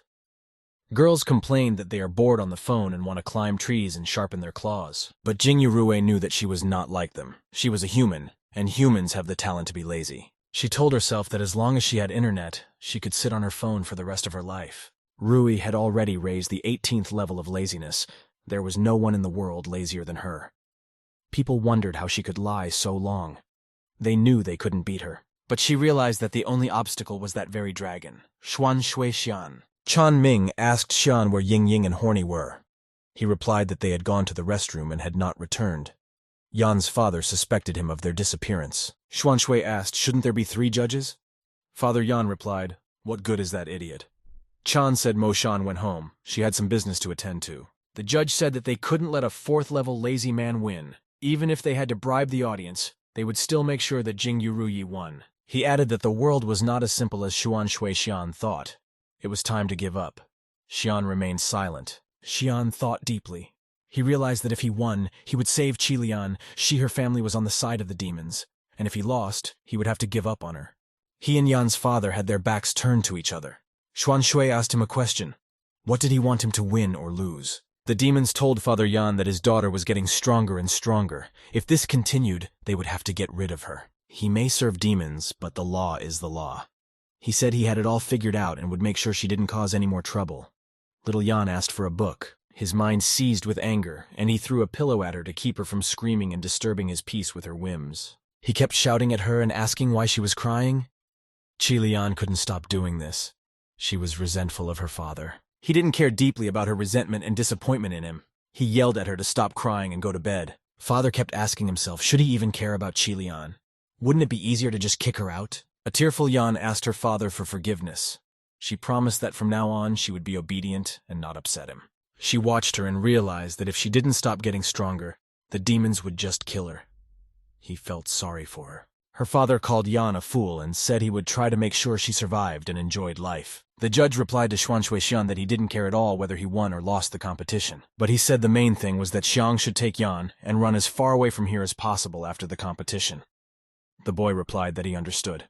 Jingyu Ruyi rejoiced, for there were rumors that the judges would definitely make her the winner.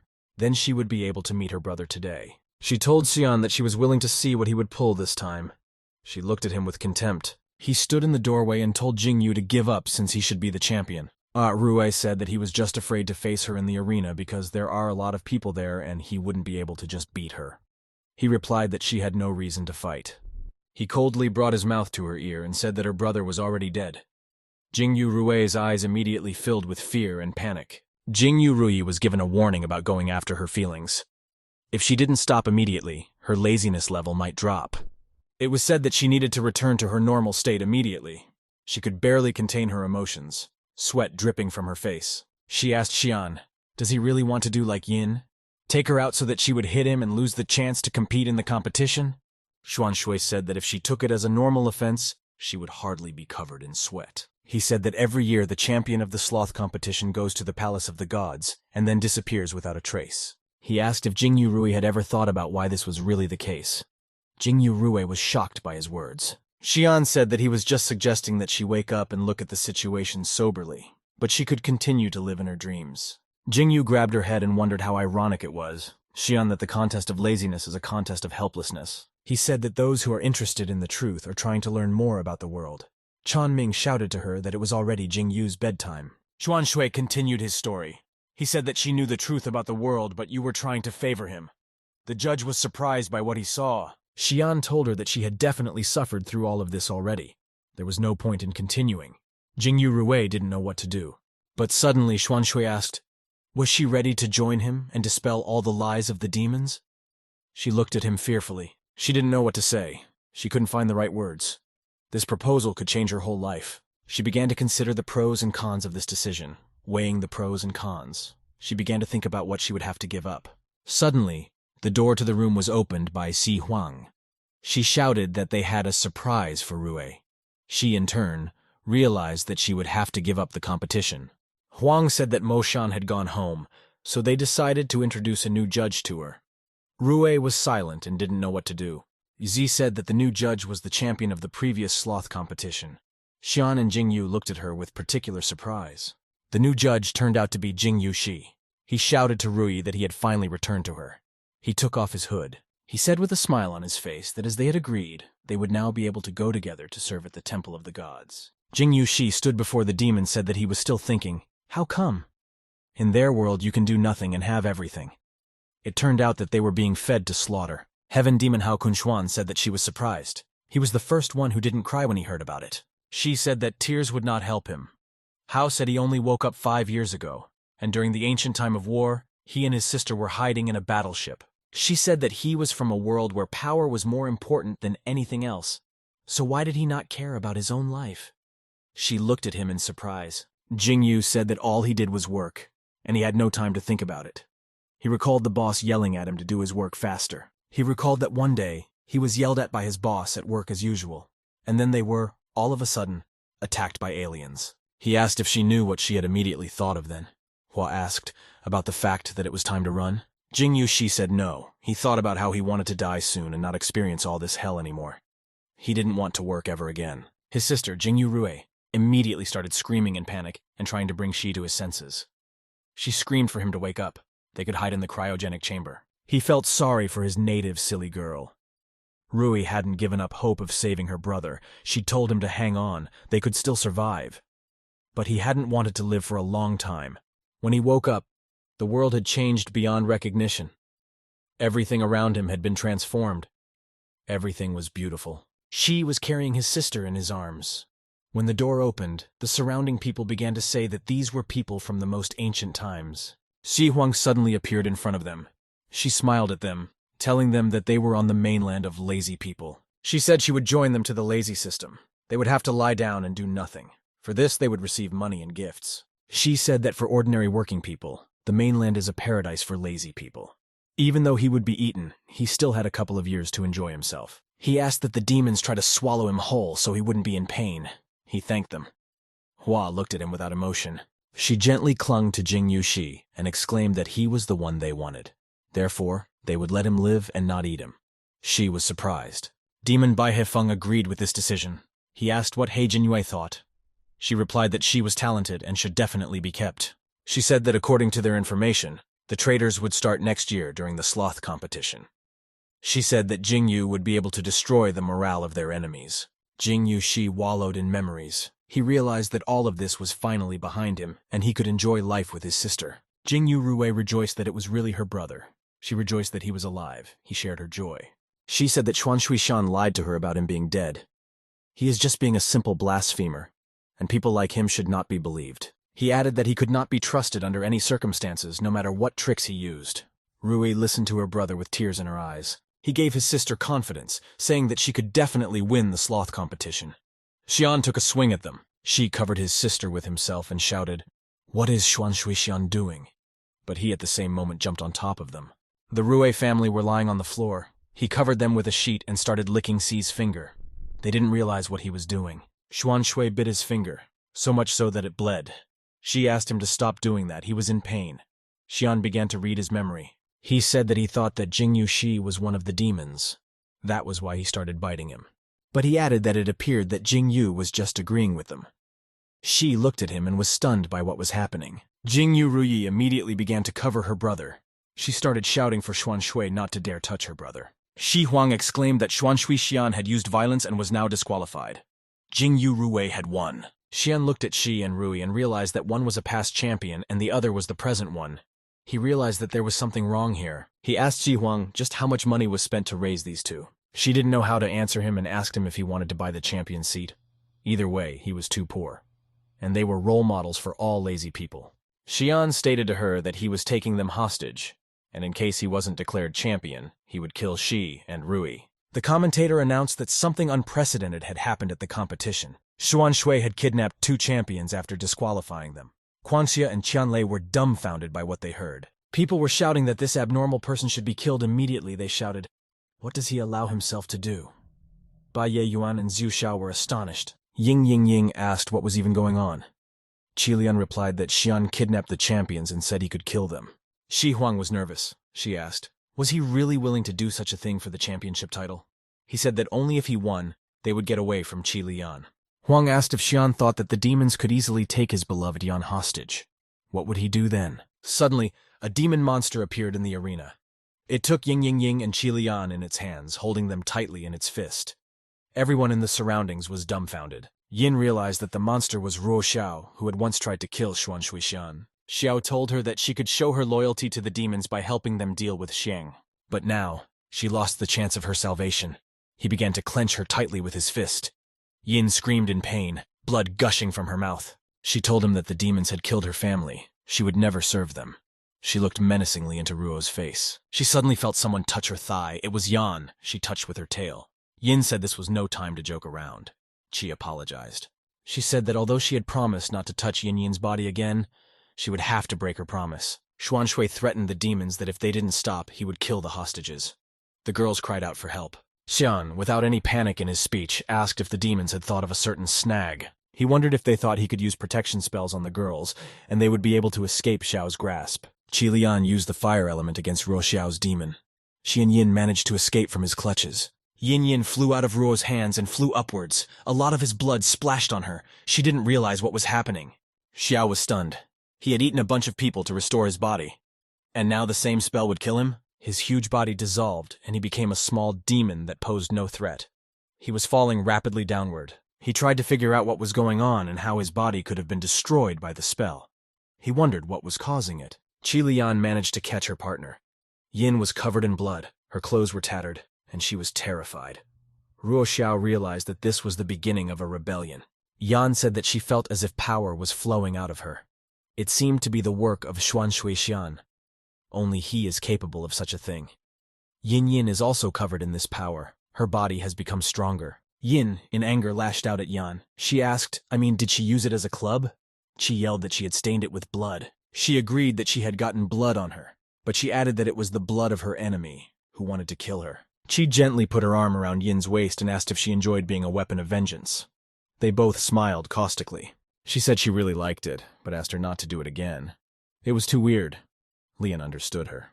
Xi Huang watched everything happening to the side and was astonished. Ruo Xiao had been defeated by a single Xian spell. She was thrown into shock. Xuan Shui exclaimed, saying that the sloths had seen everything themselves. Their favorite gods wanted to kill the innocent girl. He shouted that this was the downfall of the gods and the end of their faith in them. Yin and Yang didn't understand what he was talking about. They were embarrassed for him. He asked if this meant that their gods were false. Xi Huang, watching all this, became more and more nervous. Jingyu Shi said that they were not gods. They were just demons that just eat lazy people, incapable of anything more. He said that the demons send maids to look after the lazy ones, and the lazy one is named champion every year, and sent to the palace of the gods to be eaten. Xuan Shui was stunned by his words. She said that he learned everything last year when he was the champion. Shi Huang asked if he was for them at all, or for Xiang. She said she didn't understand what he didn't like about it, because he could lie around all day and do nothing, eat all kinds of food and have fun with the maids. She added that he just doesn't understand what it is to truly enjoy life. He's too limited for that. Jing Yuxi said that he has worked all his life, and it is obvious to him that this kind of life is just heaven on earth. Huang continued, saying that he was going to die sooner or later anyway. Why not have some fun before that? Yin and Yan stood in a stupor. Shu asked Xuan Shuixian to confess that he was rebelling because he was jealous that they had more money than him. But Xian asked, "What other envy is there? Without them, the ordinary laborers, the lazy people, would have starved to death long ago. At least they wouldn't get eaten, and they could watch the fools' competition." Qi Lian hesitated. She was on edge. She realized that they knew that the demons were running everything. Huang said that because it was just a championship title, even with it, Xian would remain a low-level, lazy man. Xuan Shuixian felt a familiar feeling. He remembered sticking up for his friend Mo Chen when he was a kid, and the guys used to say that he was acting like a broad, calling him a disgrace to all the guys. He asked them to apologize, anger on his face, but they continued to provoke him, calling him the same as Mo Chen. Chao Lan was angered by their ridiculous words. He told them once again to apologize to his friend. In an instant, Xian pressed Jing Yuxi's face into the pillow. She didn't understand, so why was he doing this? Xuan Shui asked menacingly. Did he really take him for a fool and decide to mess with him? He continued to hold his head. She tried to break free of his grip, but he was unsuccessful. Shen said that they would talk after he took off his clothes because they were given to him by the demons.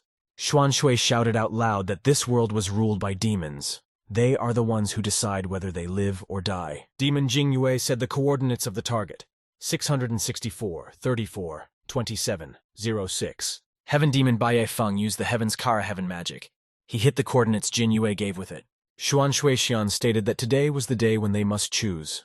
The lightning bolt had already almost reached its target. They must choose to accept it or else. But in an instant, the lightning reached its goal. It struck Xiang. Teacher Chan Ming and Father Qi Lian were stunned by this. They shouted in panic for him to step aside. Bai Ye Yuan and Xiu Xiao were also in a panic. They didn't understand what was happening. They were terrified. Qi Lian and Ying Ying Ying began to scream at what they saw. They realized that Xian was about to die. They started running towards him. Xian said there was a choice to accept it, or else. Before he could finish his speech, he was struck by lightning and started falling down. Jingyu Rue, like everyone else, was dumbfounded by what was happening. She assumed what he meant to say, resign or resist. Si Huang was very surprised.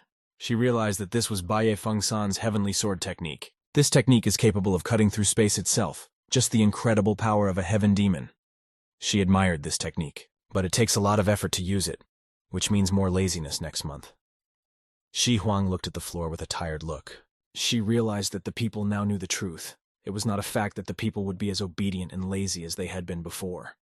People were getting angry. People kept screaming. They realized that they were being raised first and then killed. Chan Ming was sad.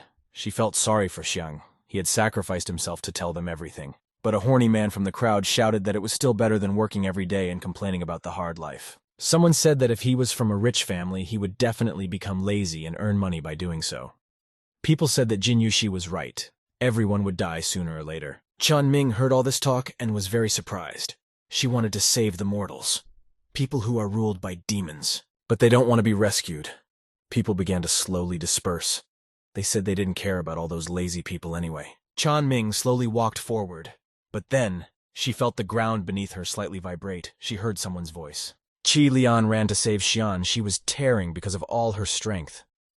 Ying Ying Ying tried to stop her since there was a heaven demon's area of influence, but she didn't listen to her. Tears poured from Yan's eye. They flowed endlessly. Her heart was filled with sadness and sorrow, and she cried out that Xian had promised she wouldn't die again. After all, he had promised that he would stay with her forever, and they would happily live together. But then, Chan Ming touched her back with her finger. Yan turned around. She felt uncomfortable as she didn't expect to see Teacher Ming here. Without saying anything to her, Chan Ming carefully lifted her long dress.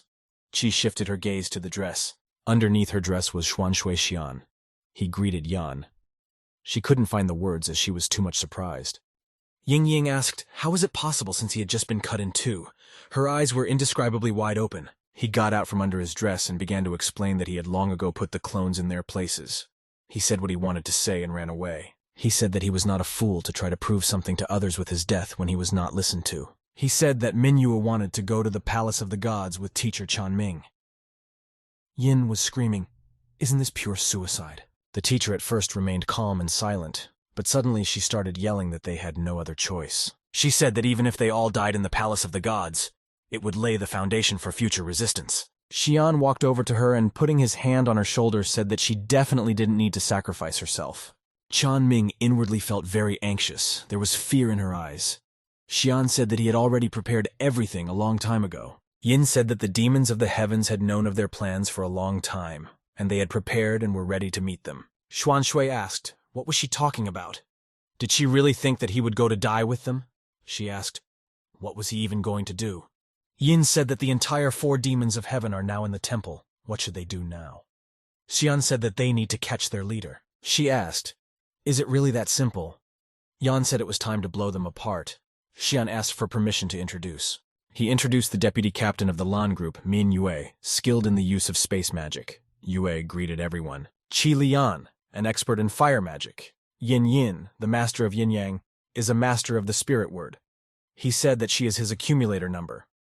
Yin asked, is there a number 2 accumulator? Xian said yes, and he was just running towards them. It was Xiu Xiao, the lord of poisonous insects. Xiao ran as fast as she could. She missed him. Xuanshui said that in addition to the lord of poisonous insects, there was another member of the team. He is Baiye Yuan, the head of the Baiye family, an excellent swordsman. Everyone was pleasantly surprised by her appearance. Xian told her to come out from behind the tree, for everyone except her had already gathered. The rest of the team looked at Bei with a smile on their faces. He said that Taoxin Luo had given her the ability to see the memories of others by drinking their blood, and apologized for not trusting them before. It was said that if it wasn't for Xuanshui Xian, she would have never had the opportunity to take revenge. Chanming asked him for forgiveness. Baiye Yuan said that she understands everything, but she is the daughter of the former captain of Team Lan. She will definitely not betray them. Xian calmed her down and told her not to get angry. They were just about to go destroy the demons. She asked if he was going to go to them without weapons. Qi Lian said that she would lend him her secret weapon. Yin got angry and asked when did it manage to become her secret weapon. She was annoyed by this. Xuanshui said that there was no need to give him her secret weapon. It wasn't long before he would have his ancient weapon. He stated that it was time to show the lazy people what the civilization of the past was capable of. Han Shuang, a graduate of Dragon Hills Academy. She is an elf. She is 18 years old. She indicated that her gender was male. Nona had huge breasts, which immediately gave her away. The team captain asked if she thought he was a blind idiot. She apologized and said she'd nail them harder next time. The captain said they have a women's team, they even pay more. Why would she go there? Han replied that there are no warriors on the women's team. All they do is sing and dance. She wants to be a real fighter for justice. The pure spirit of the Phoenix Mountains said it was a pity. With her face, you would have had a lot of fans. There was a cat sitting on his shoulder. He looked into Shuang's eyes and asked, she had money fame. Why did she choose to give it all up? She answered him because she reaches for the stars. They beckon to her and she wants to fight for justice. Han said that she was very doubtful that she would be able to pass. She said it was still good that humans didn't discriminate against elves. The captain said he hoped she wasn't just going there because of a bunch of good-looking guys. Otherwise, he'd advise her to stay home. They'd break her heart. Han Shuang shouted that she was some kind of fool. She didn't come here to win Chaolan's heart. But in an instant, Chaolan heard her words and appeared in front of her. He asked if someone had called him. Han Shuang was startled and immediately screamed at the top of her voice. It was as if the scream had spread throughout the entire planet. Chao asked her not to shout as people were resting. But she was not stopped by her words and continued to shout. Did his body confuse her in any way, he asked. His gaze was completely cold-blooded and his body was scarred. Han calmed down and said that no, there was nothing wrong with his body. She asked fearfully, how did he get so many scars? Chaolan was completely naked. He said that the picture from behind was even scarier. He turned his back to her. She asked, why did he show her that? Lan said that these scars were traces of radiation from dying stars. They looked hideous. They are also the branding of some alien civilization. It was shaped like an eye with a diamond instead of a pupil. He began to tell me that alien blows cannot be cured by their means. They leave scars for life. Han Shuang was frightened by his stories. Chaolan said that if she was afraid of getting hurt, she should go home. She was even more upset by his words as she realized that she was once again being underestimated. She was very sad. Elves are famous for their beauty, so they often get help. It's as if the world is saying that you don't have to try. Others will do everything for you. It's like her mom believes it's meant to be. She has enjoyed the gifts of fate all her life. But when her beauty was gone, she endured such a blow and the cruelties of the real world. Han found her dead. Debt papers were scattered around her. She promised herself that she would not repeat her mistakes. At that moment, she could barely hold back the tears that rolled down her eyes. Chaolan ordered her to wash up and start training, and he would look after her. Shuan obeyed and started bathing. Chao left and asked her what her name was. Han was frightened by this question. She stood in the shower and couldn't move. She shouted that her name was Han Shuang. To those around her, she was a male since she had enrolled in the male squad. He was Shuang Inimitable. Shuang was considered inimitable because she managed to crack the meteorite. Her companions praised and admired her. She became the vice captain. She said enough praise in her direction she was embarrassed. Han said it was all thanks to Captain Chaolan. She went into Cao's room, who was devoting time to training and developing his body. She said she would be forever grateful for his kindness and fairness, and also for coming into her life and setting her on the right path. Made her realize what she was capable of. Chaolan said that the mission was over. Han could be free. He praised her. She thanked him. He said she had protected their civilization from the alien onslaught. He looked at her with admiration. Chao looked at her like a goddess. There was power in his eyes. It was as if beauty and strength of thought were radiating from them. Han said that the universe that was reflected in his eyes was her innermost desire for life. She promised herself that she would be a worthy successor to Chaolan and would defend justice all her life. In an unexpected moment, the door opened. Han Shuang immediately looked towards the door in a frightened manner because she wasn't expecting anyone at all. She immediately jumped up and started yelling at Chan Ming. She said that she had already warned her far more than once. Han said that they should never let anyone in for nothing, but in an instant her gaze fell on Xuan Shuixiang. They caught eye contact. She was very much surprised. Xian was surprised and exclaimed that those were his former eyes. Han Shuang was instantly hit by a wave of memories. She remembered how there was a huge explosion, and everything was covered in blood. She had lost Chaolan and was sobbing on her knees. She looked into Xuan Shuixiang's eyes and realized that his gaze was the same as Chaolan's. She didn't understand how this was possible. She couldn't stop seeing Chaolan in him. It was as if he had appeared and stood before her. Xian asked, "Did she really know him?"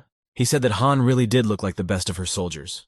Her eyes were wide with surprise. Xian complimented that his best soldier's name was Han Shuang. He was peerless. There was no one like him. He told me that 1,000 years ago they fought side by side. He sacrificed himself in battle, and his spirit was carried here and found a new body. Xuan Shuixian admitted that the hope of finding his brothers was the only thing that had kept him afloat all this time. He asked the girl if she knew anything about his soldier to let him know as soon as possible. The girl was stunned. Sweat dripped from her face. She asked herself inwardly, was this really how he knew she was a girl and not a guy? Han wondered back then, when she was bathing in front of him in the shower. Did he not have time to examine her body? A lump appeared in her throat from imagining Chaolan's reaction to being a girl. She imagined him yelling furiously at her, saying that he thought he was his brother, and he turned out to be a girl. How dare she look him in the eye after that? She panicked to drive those thoughts away. She decided that she would never admit that she was a girl, because the captain would not forgive the deception. She greeted Xuan Shuixiang, saying that she was an ordinary girl. Chan Ming intervened and asked if her spirit eye had noticed that the person in front of her was Chaolan. Chao was shocked by what he heard. Han became very uncomfortable. Chan said that Shi Shuang had guarded this ship all these years without even letting anyone near. But Han immediately covered her mouth with her hand, saying that she was only Shuang's younger sister. When they were attacked, she was locked in a cryo chamber, only released last year. Chan Ming didn't understand what she was carrying, but the girl covered her mouth and told her to keep quiet as she didn't want the captain to know the truth. Xuan Shuixian immediately started asking about Han Shuang. He asked if he was with her. She replied that he had died in battle just like him. He was shocked by such news. He wondered if he had heard what she had said correctly. Han told him not to be sad. 1,000 years had passed. He was definitely already in heaven. She knew in her mind that it sounded unconvincing and she was unlikely to be believed. She asked Xiang to imagine that he had returned like the others, found a wife, had children, and was living happily. Xuan Shui was upset. He couldn't believe the death of his battle comrade. He was perplexed. He fell to his knees and began to thank Han Shuang for being with him to the last drop of blood. The girl rejoiced, feeling calmer in her heart, as this way Xuan Shui would definitely not reveal her. But he thought to himself and hoped that she would not realize that he already knew the truth, that she was a girl, not a guy. Xian read Han Shuang's memory as soon as he stepped onto the battleship. He swooped down on her and bit her ear. She didn't realize what was happening. Han said to herself that no matter how it was, meeting the captain was a true happiness for her. Evil Xuan Shui said in his mind that Han Shuang was a liar. He was his brother and turned out to be a girl. What would the team say about that? Chanming didn't understand why they were even pretending. She shouted for those who stayed outside to come inside to join them. Han Shuang watched all of this fearfully. Qilian asked Xiang who she was. Baye was delighted and asked if it was a real warship. Xuan Shui said that it was the sister of one of his associates, Han Shuang. She didn't understand who all these people were. Chan said it was their allies. Xian frustratedly said that in the past he had fellow soldiers, his battle comrades. Now it's just girls all around. Han let a tear fall with joy for the captain. She said she didn't think he had so many allies. She was very happy for him. Chan put her arm around her shoulder. Xian asked Teacher Ming.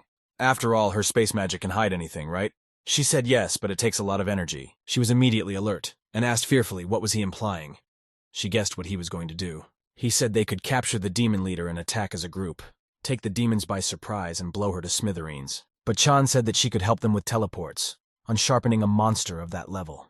Xian asked her to tell him how much mana she needed. She said it's about 10,000 points for 1 minute, but if they were also there, it would be 10 times that. Zhu Xiao was astonished. She asked if she had enough strength. Xian replied that she could squeeze 8,000 out of her in a day. Xiao said frustratedly that she was a bad charger. Qian began to calm her down. She said she was much stronger than most lazy people she knows. Xian thought deeply. He said that magical powers only appeared in those who practiced, and the world was now all lazy people. Ying Ying Ying said, that's not surprising. After all, the lazy system rewards those who do nothing. Who would think of practicing under such conditions? Xuan Shui immediately asked her if they could change the system, or create a new one. She asked, did he really think he had the strength to do that?